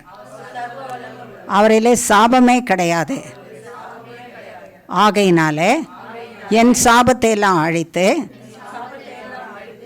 நான் ஆசீர்வாதமாகும்படி அவருடைய வல்லமையினாலே என்னை நிரப்பி ஆசீர்வாதமாக்கி என்னை வாழ்ந்திருக்கும்படி செய்து மற்றவர்களுக்கு ஆசீர்வாதமாக இருக்கும்படி என்னை ஆசீர்வாதமாக்குவார். இயேசு கிறிஸ்துவின் நாமத்தினாலே பிதாவாகிய தேவன் எனக்கு அருளி செய்வார். நான் அதை பெற்றுக்கொண்டு தேவனை மகிமைப்படுத்தி வாழ்வேன். அவர் வரும் பரியந்தமோ நித்திய ஜீவனை சுதந்திரிக்கும் பரியந்தமோ வாழ்வேன். இயேசுவின் நாமத்தினாலே ஆமேன், ஆமேன், ஆமேன். கர்த்தராகிய தேவனிலே சாபம் இல்லை. உன்னை சாபம்னு சொன்னவங்க எல்லாரும் இனிமேல் உன்னை ஆசீர்வாதம்னு சொல்லுவாங்க. பயப்படாதீங்க. உங்கள் கைகள் திடப்பட கடவுது. உங்களுக்கு நன்மை செய்ய, உங்களை ஆசீர்வதிக்க, உங்களை சீர்பொருந்தும்படிக்கு செய்ய, உங்களுக்கு நற்சீர் கொடுக்க நான் நினைத்திருக்கிறேன். உங்களுக்கு நன்மை செய்வேன். உங்களுக்கு நன்மை செய்வேன். இதை பெற்றுக்கொள்கிற நீங்கள் கர்த்தருடைய வருகைக்கு ஆயத்தமாக இருக்கணும். அவர் வார்த்தையின்படி நடந்தால் தான் அவர் வரும்போது என்ன செய்யப்பட முடியும்? சேர்த்து கொள்ளப்பட முடியும். வெறும் உலகத்தின் வாழ்வுக்காக மட்டும் நமக்கெல்லாம் தொடக்கத்துலேருந்து கர்த்தர் நமக்கு சொல்லிகிட்டே இருக்கிறாரு. உங்களுக்கு சத்திய வசனத்தை கொடுத்துருக்குறேன், அதை வாசிங்க, அதை உள்ளத்தில் வைங்க, நாவிலே சொல்லுங்கள், அதன்படி நடவுங்க. இது உங்களை கடைசியில் அந்த வழியில் நடந்து போயிட்டே இருந்தீங்கன்னா கடைசியில் எங்கே கொண்டு போய் சேர்த்துறோம்? நித்திய ஜீவனிலே இயேசு கிறிஸ்துவின் இடத்துல கொண்டு போய் சேர்த்துறோன்னு. அதை விட்டுட்டோன்னா, அதை படித்தோம், அது சொன்னதில் எழுதியிருக்கிறத விட்டுட்டோன்னா இழந்துரும். ஆகையினால இதை மிக ஜாக்கிரதையாக அக்கறையோட கவனத்தோடு படித்து இருதயத்தில் வச்சு அதன்படி வாழ்வோம். கர்த்தராகிய தேவன் நமக்கு சொல்லியிருக்கிற நல்ல வாக்குத்தத்தங்கள் நமது பேரிலே நிலைத்திருந்து நித்திய ஜீவன் பரியந்தம் நடத்துவாராக. ஜெபிக்கலாமா? சர்வவல்லமுள்ள தேவனே, சர்வவல்லமுள்ள தேவனே, சர்வவல்லமுள்ள தேவனே, எங்களுடைய சுபாவத்தை எல்லாம் எடுத்து சொன்னீர் ஆண்டவரே. நாங்கள் அப்படிப்பட்ட சுபாவம் உள்ளவர்களாக தான் நாங்கள் இருக்கிறோம். நீங்கள் சொன்னதை எதையும் கேட்கறதுக்கு மனசே இல்லை. ஆதியிலே செய்தோம், அதுவே போதும்னு திருப்தி ஆயிட்டோம். தொடர்ந்து எங்களுக்கு ஒவ்வொரு நாளும் வாழற வழியை சொல்லி கொடுத்துட்ருக்கிறீரு. இதை செய், இதை செய்யாதேன்னு. இன்றைக்கி வரைக்கும் செய்யாதேன்றதை செய்துட்ருக்குறோம். ஆகையினால எங்களுக்கு சுகமும் இல்லை, நன்மையும் இல்லை, இழப்பு, சமாதானம் இல்லை, சந்தோஷம் இல்லை, வேதனையாக இருக்குது. ஆகையினால கர்த்தராகிய நீர் சொன்னீர், நீங்கள் இப்படி வேதனைப்படுவது எனக்கு பிரியமில்லை.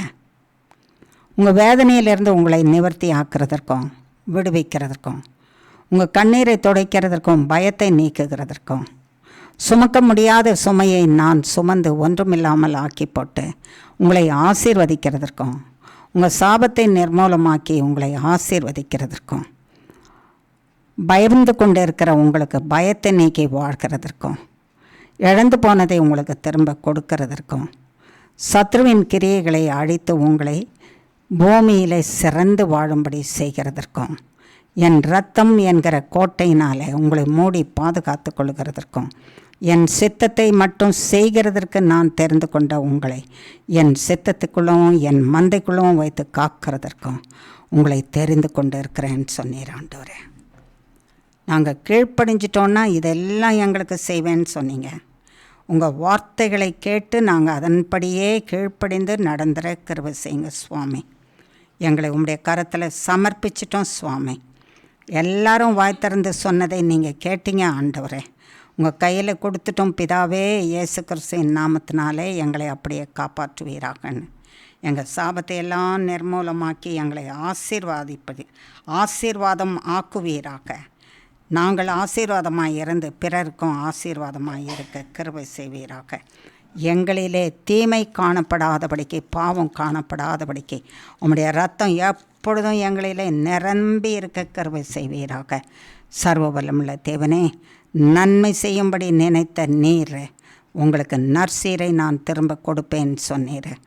நன்மையும் நற்சீரையும் கொடுத்து உம்முடைய நாமத்தை மகிமைப்படுத்தி வாழ கிருபை செய்வீராக. எங்களை உம்முடைய கரத்தில் ஒப்பு கொடுக்குறோம். நித்திய ஜீவன் பரியந்தமும் நடத்தும் சுவாமி.